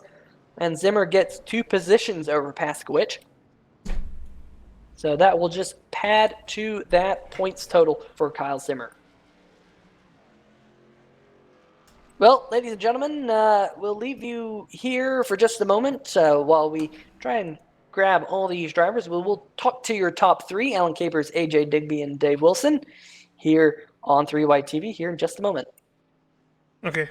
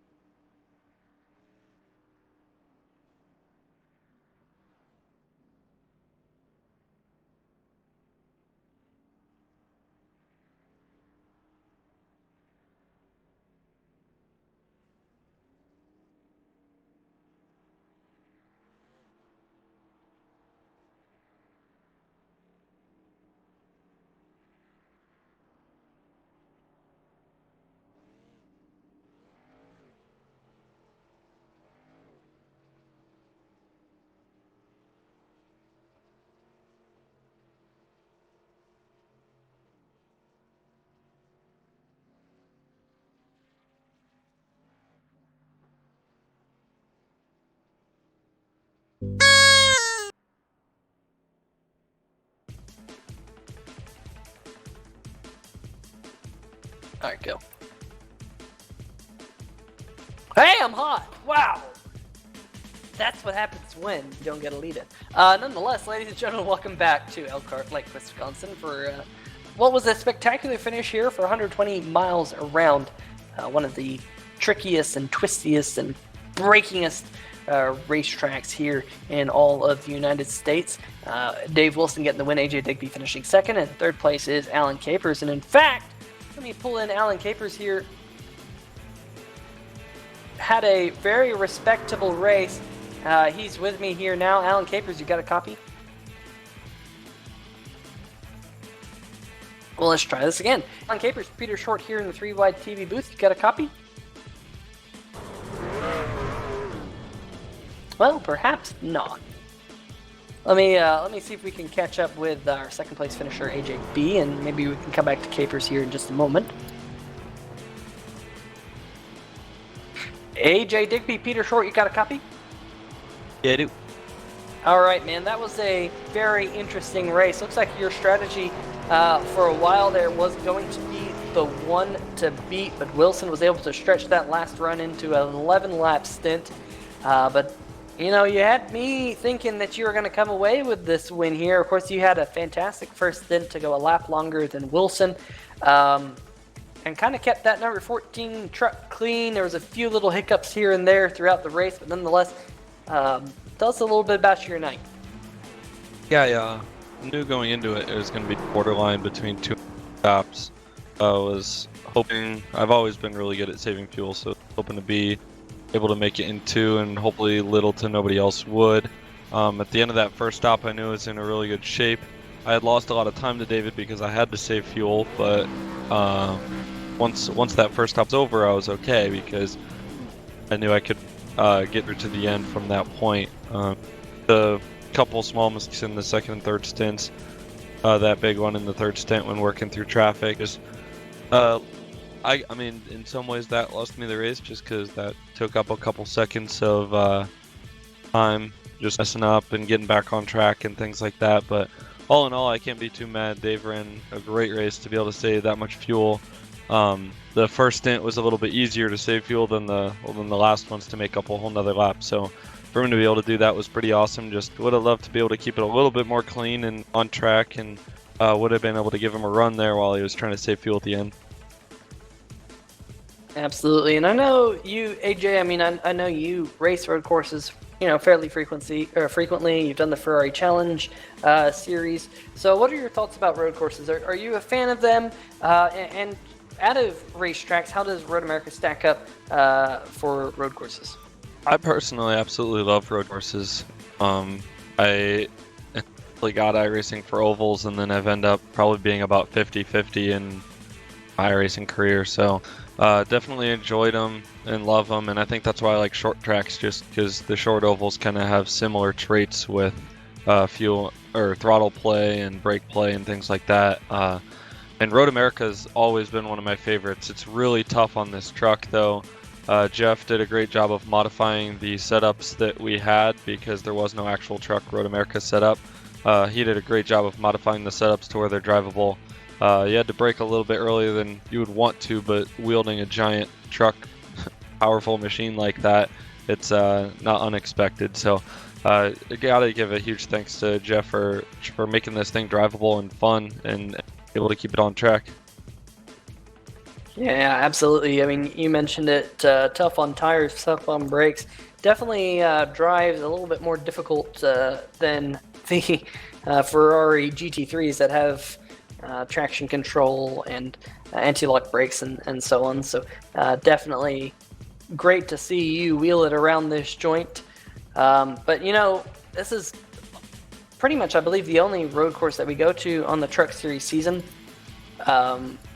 We do have the race that is next week at Pocono, which is kind of a tricky oval. We go from a tricky road course to a tricky oval. What are your thoughts about Pocono? And of course, that's on the Truck Series side of things, I should say. Because next week we're back on the K&N car. Yeah, so first of all, I'm really excited for the K&N at Watkins Glen, another road course. I haven't ran any laps there in the K&N, but I like that track as well, so I'm excited for that. I believe you've been out Truck Series. This was kind of a one-off here for me because it was a road course. Personally, I'm a little bit out of the trucks, so I've been helping out in the broadcast booth on Truck Monday nights, so today was kind of a one-off for me. But I do love Pocono. I'm excited to broadcast it and excited to help watch these guys and commentate as these guys fly around the track here. Yeah, we're definitely gonna be watching that race because Watkins Glen and road courses, I personally love them, and I'm kind of like you. I've done probably 50-50 in my iRacing career, more so in the past few years doing road course stuff, but definitely a lot of fun to turn left and right sometimes. Before we let you go, you got some shout outs for us? Yeah, my cousin Kevin Vollmer for the wonderful paint scheme. Hooked it up a little bit because when iRacing switched to this different truck build, I guess you could say, the old paint didn't work, so he spruced it up a little bit, added a couple of features, and made it look real nice. Thanks to Jeff again for the setup. The old ones were not really drivable in some ways, and really good for us tonight. And putting on the great league, great show, and everybody who came out put on a great show. All the lap cars were pretty courteous in letting us through, and everybody raced hard and clean from what I saw, and it's just awesome to race with these guys week after week. Thanks to you guys for this broadcast. I'm excited to watch it later.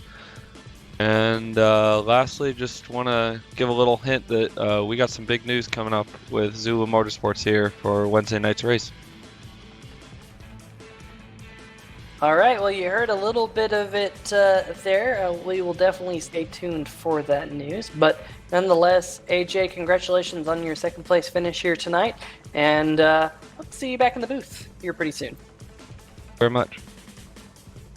All right, well, that was your second place finisher, AJ Digby. Let's see if we can drag back up here your third place finisher, Alan Capers, before heading over to your race winner, Dave Wilson.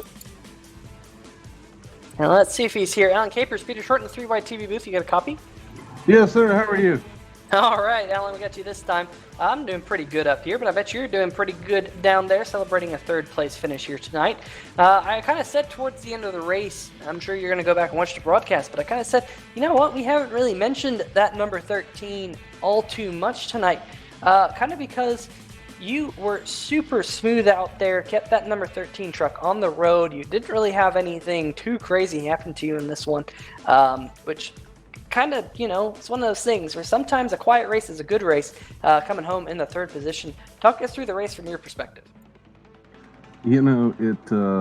Road courses are about limiting your mistakes and trying to capitalize on others. And, that really was the slower was faster. When I would push it, I'd wind up in a sand trap somewhere. And that just racing against AJ and Dave, there's no way you can make mistakes like that and win against those two. Well, he definitely showed quite a bit of master skill to keep that number 13 on the road, and very respectable third place finish tonight. And I gotta say, you finished 22 seconds ahead of Kyle Zimmer. Even more seconds in front of Matos and Pasquich and Roberge, and definitely minimized those mistakes all night long. In fact, at one point in the race, poor old Carlos looks like he was jinxing drivers, just changing the camera to them and they'd go off the racetrack. But I think every time we looked to that number 13 machine, you kept it right between the white lines, doing a pretty spectacular job here. But next week, AJ Digby just mentioned it. We go to another road course at Watkins Glen, which is, I gotta say, quite a bit easier road course than this one. This one's pretty tough, and also you're in the trucks with all that extra horsepower, which made it even tougher. What are your thoughts about going to the Glen next week? I tell you what, man, I love road course racing. I love turning right. I'm one of the odd guys on iRacing. The trucks are just a unique beast. It's a brick with wheels, and it really has it's like having a great big water cell in the back that you can feel that thing push you forward when you hit the brakes. And so it's just managing the beast. And same with the K&N cars. Those things are it's a tank, but they're fun, man. It's like driving a streetcar before they paved the neighborhood streets and they were still gravel. That's really where I learned how to do this stuff, and I'm thoroughly enjoy it. And I tell you what, I heard AJ talking about the setup, and I got to give Jeff a lot of props for that, because that setup that we tried that was stock on this thing was horrible. I think you would have seen a lot worse race if Jeff hadn't have done that, and it made a world of difference for us. Yeah, definitely. You all put on a fantastic show tonight, and you'll hopefully get to go back and watch some of the battles all around you, because they were absolutely crazy. But luckily for you, you stayed out of all that craziness and kept that truck nice and clean. Before we let you go, Alan, you got some shout-outs for us? Man, next level racing. I wouldn't be here. I wouldn't have the position. I wouldn't have the improvement without them, without their sponsorship, and without them supplying the Thrustmaster equipment and the cockpit. It's been amazing. This year has been unbelievable, and I can't thank them enough. You guys up there in the booth, the 3 wide, you guys are unbelievable and priceless. You guys are awesome. Jeff, without him setting all this stuff up and taking the initiative to give us this opportunity, man, it wouldn't happen. We're all blessed, to be the friends that we are and the competitors that we are. And, this is, it's exciting. It's great to be a part of this whole group. Absolutely. It's a lot of fun to commentate for you all, because you definitely put on a good show, and that makes it a lot of fun. Well, Alan, congratulations on your third place finish, your podium finish here tonight, and we'll hope to see you next week at the Glen, and maybe you can back this one up and go back-to-back podiums next week. I'm down for that. I look to talk to you guys again next week. All right. Well, ladies and gentlemen, is your third place finisher, driver number 13 machine, Alan Capers. Let me throw this in there. Carlos, that PayPal is in the mail for you not coming to me when I'm off the track, buddy.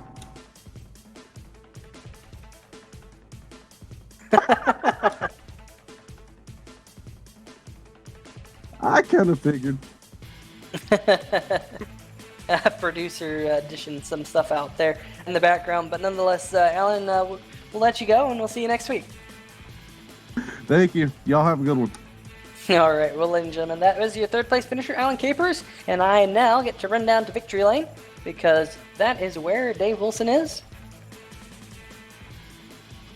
And here he is, driver number 20 machine, Dave Wilson, kept that machine clean all night long, led most of the race, had a little bit of a fuel scare there at the end, but was able to get things done. Dave, tell us a little bit about your race, because I know up here in the booth, we were all trying to figure out whether or not you can make that 11-lap run to the end. Yeah, it was an interesting race overall. I was positive in the truck, and just through practice and qualifying, just seeing the time difference. And at the start of the race and throughout the race, I was just trying to push as hard as I could and try to get as much of a gap between me and AJ, because once I did that first bit, I knew I was going to be a bit short on fuel at the end, so I was just kind of praying that I didn't really make too many mistakes and I could keep on making that gap bigger between me and AJ. And luckily I was able to, and I was able to save some fuel in the last 6 or 7 laps there and be able to have about a half lap left at once I hit the line. Yeah, so you sound like you had a lot more fuel than what Carlos and I might have thought there at the end, even enough to do some donuts there coming out of turn number 3. But nonetheless, I mean, pretty smooth race for you here. What was kind of the secret to your pace here tonight? It was mostly just under braking and just trying to get the gas pedal down as fast as I could without spinning the tires. I was definitely trailing the gas a little bit throughout the corners to try to give it a bit more grip whenever I came out of the corners, whenever I did put the gas pedal all the way down to the as far as it could. And definitely on the straight, it was more so just trying not to miss my shifts. It was definitely tough on that part, and another part I might have been gaining a bit of time is in the corners, where I would wait for my revs to get down a bit more before I downshift, just to ensure that I didn't wheel hop. And I know that I did that once throughout the race, I believe once or twice, and it definitely did cost me a good amount of time, but I was able to round it back up together and finish off the race pretty strong. That you did. Of course, next week with the K&N car, we go to another road course at the Glen. I'm sure we'll be looking to see if you can get back to victory lane there. Oh yeah, for sure. I haven't really raced the K&N on Watkins Glen before, so it's going to be an interesting one for sure. And I can really just hope the New Hampshire race on Wednesday, as well as the Watkins Glen one next week, all go according to plan. Absolutely. Well, before we let you go, you got some shout-outs for us?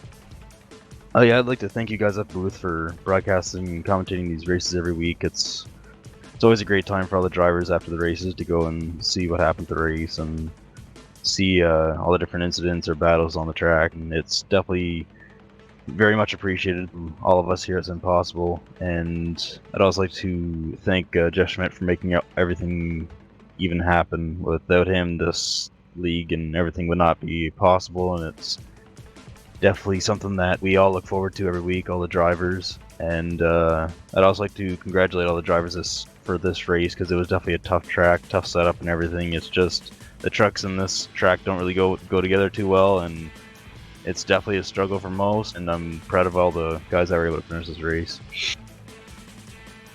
Absolutely, and in fact, to prove your point, we had 13 starters here tonight, and 10 of those 13 did finish the race, which is pretty awesome to see. Well, Dave, we thank you for stopping by here in the 3Wide TV booth, as always. I want to congratulate you on your victory, and we'll see you again next week. Yep, thank you. All right, ladies and gentlemen, that is driver of the number 20 machine, Dave Wilson, the 27 of the 30 laps here tonight, just about 90% of the race, spot on 90% of the race, I should say. And Carlos, that was a pretty spectacular race, and I think all we have left is just about the unofficial results. Oh, we do have one more person. Jeff Schmidt has stepped up here into the 3Wide TV booth, and Jeff, you know what? That was a pretty impressive race, and Dave just mentioned that we had 10 of the 13 starters come home and finish this one here tonight, and he's alluded to the fact it was a difficult setup, a difficult truck, difficult, car track combination. But a lot of drivers here stuck it out, persevered here tonight, and got to see that finish line at the end of it. And it was a pretty impressive race throughout. Some great battles. What are your thoughts? Yeah, I'm super impressed, man. The guys put on a heck of a show, and they did great with it. It was definitely a hard thing to do, a hard thing to race out here. Is the trucks at Road America? They do not go together very well. We tweaked the setup and actually kind of started from scratch with one, and made something much better than what we had kind of originally if we were going to use a Watkins Glen setup. It just didn't work out well here, and I'm not sure that even the truck at Watkins Glen with that setup would be good. It was kind of terrible. But even with adjusting the setup, it was really, really tough to brake here. You really had to get on the brakes really early. Again, it's a heavy truck, and it's not really designed for this kind of racing, but it was probably some of the hardest braking that I've ever done in iRacing was messing around with the truck here. So those guys really did a good job. Of course, we've seen a lot of guys get off track and stuff, but be able to get back on and keep going.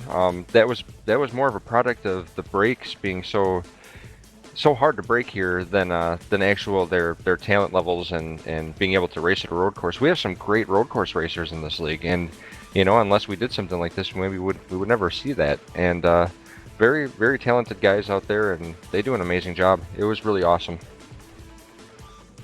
And kind of harping on that point just a little bit, if you never race road courses, you're never going to get better at them. And I've been in leagues, oval leagues, where a lot of drivers hate the road courses. And, then you have drivers, and Alan Capers being one of them here tonight, making this comment that he actually absolutely loves road courses. AJ Digby as well, and Dave Wilson. So, there are people who will absolutely love him, and for the drivers who don't like him, take it as an opportunity to hit your marks, learn how to run them, and take it as a learning experience, because you never know what may happen in one of these road courses races. No, you don't, and it's a whole different situation than what we do with ovals. And a lot of the guys that don't like road courses, it's kind of because they don't have the experience on them. I didn't like road courses nearly as much as I do now when I first started, and once you get to learn them and run them, kind of get a little better at it and learn the tracks, it's an absolute blast. And I think almost anyone could actually be kind of changed over that doesn't like them to end up liking them by just putting the time and effort into it. Of course, the guys that necessarily didn't like tonight, they still did a heck of a job, and I think it's still important for them to get out there and run it and to gain that experience and that practice. It can help you out in any faction of racing. If you're good at road course racing, you can kind of go out there and do anything. And I think it's a great way to learn new things and to get better as a driver as a whole. Absolutely, I completely agree on that point. But speaking of road course racing, that's what we got next week at the Glen. Going to be something different from tonight, or do you expect much the same? Oh, well, I think the major difference is not just the track. Of course, it's way different. The Watkins Glen is quite a bit easier than Road America. Road America is a pretty tricky track, so for those guys to do as good as they did with the truck tonight, that's pretty amazing.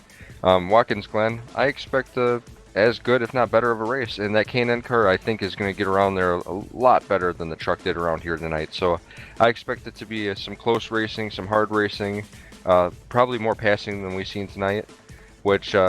if that's anything like tonight or better, then expect an awesome race on next Monday. Absolutely. Well, same time, same place here on 3Y TV. Before we let you go, any shout-outs for us, Jeff?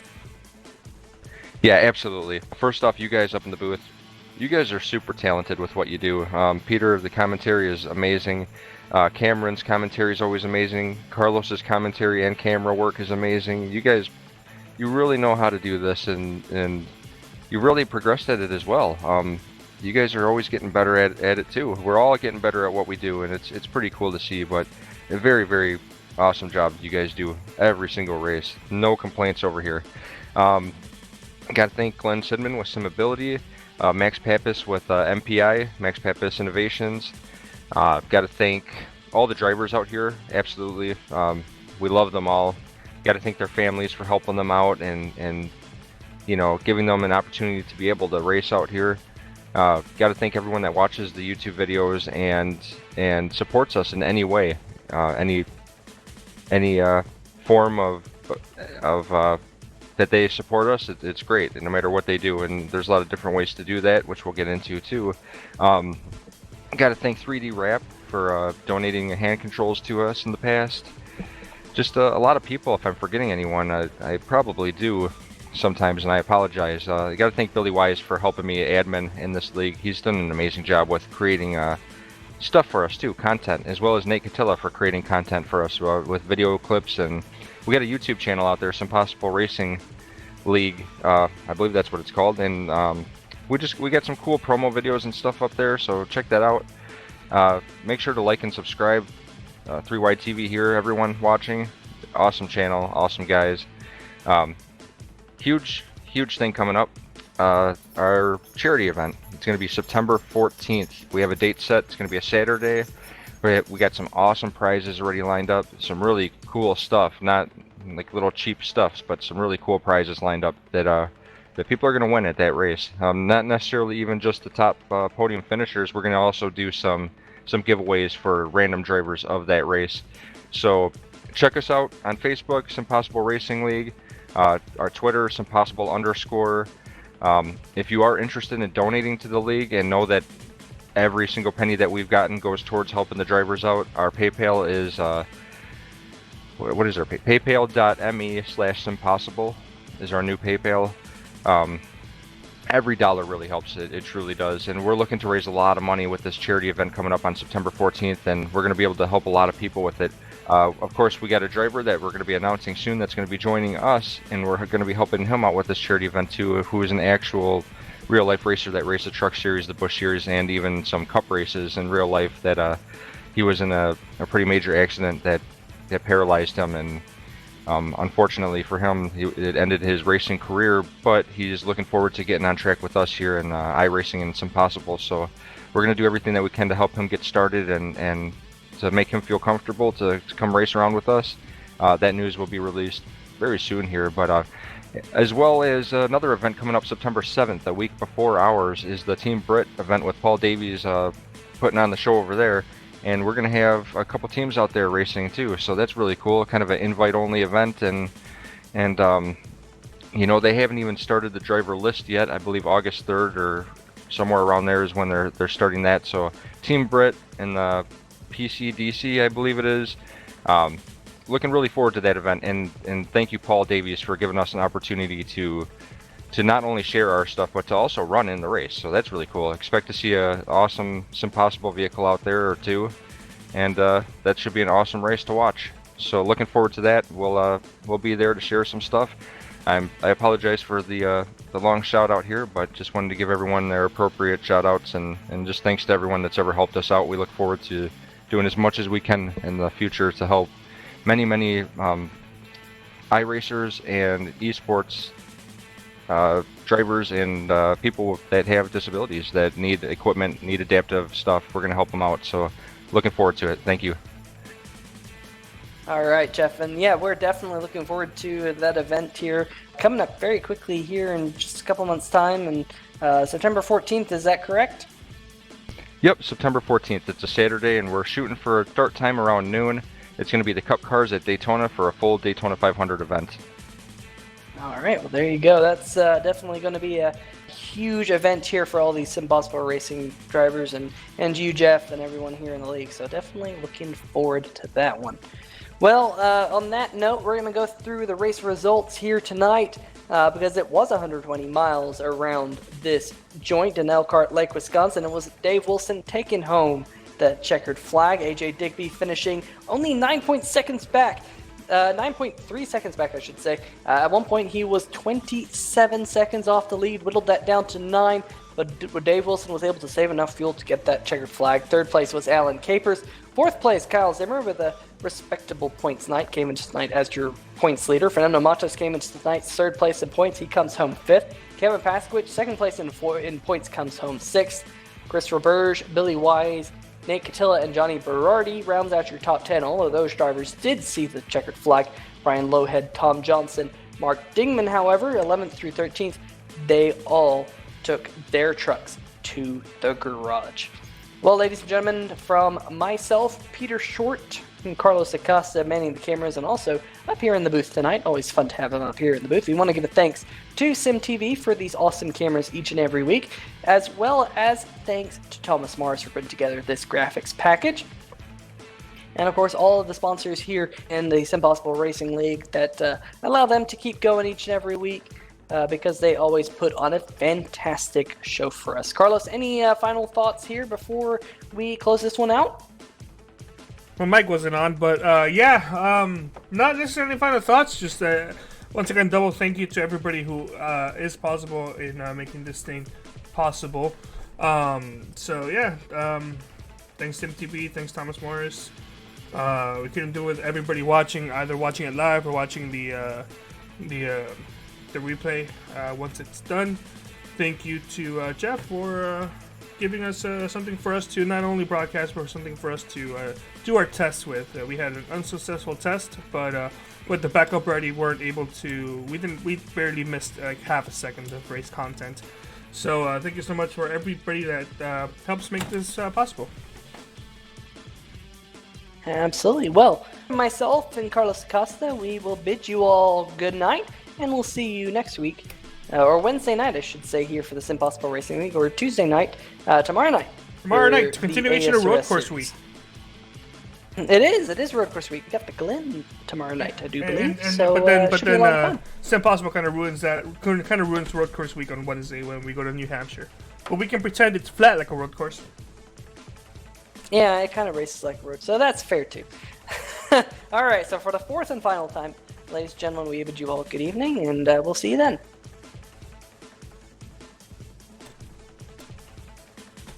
All right, mics are cold. Good job, everybody. Yay! It was fun. It was Awesome, thank you. Amazing calls, race. guys. I was right. kind of watching broadcast the whole time. I was watching on my end too. Good job, man. my favorite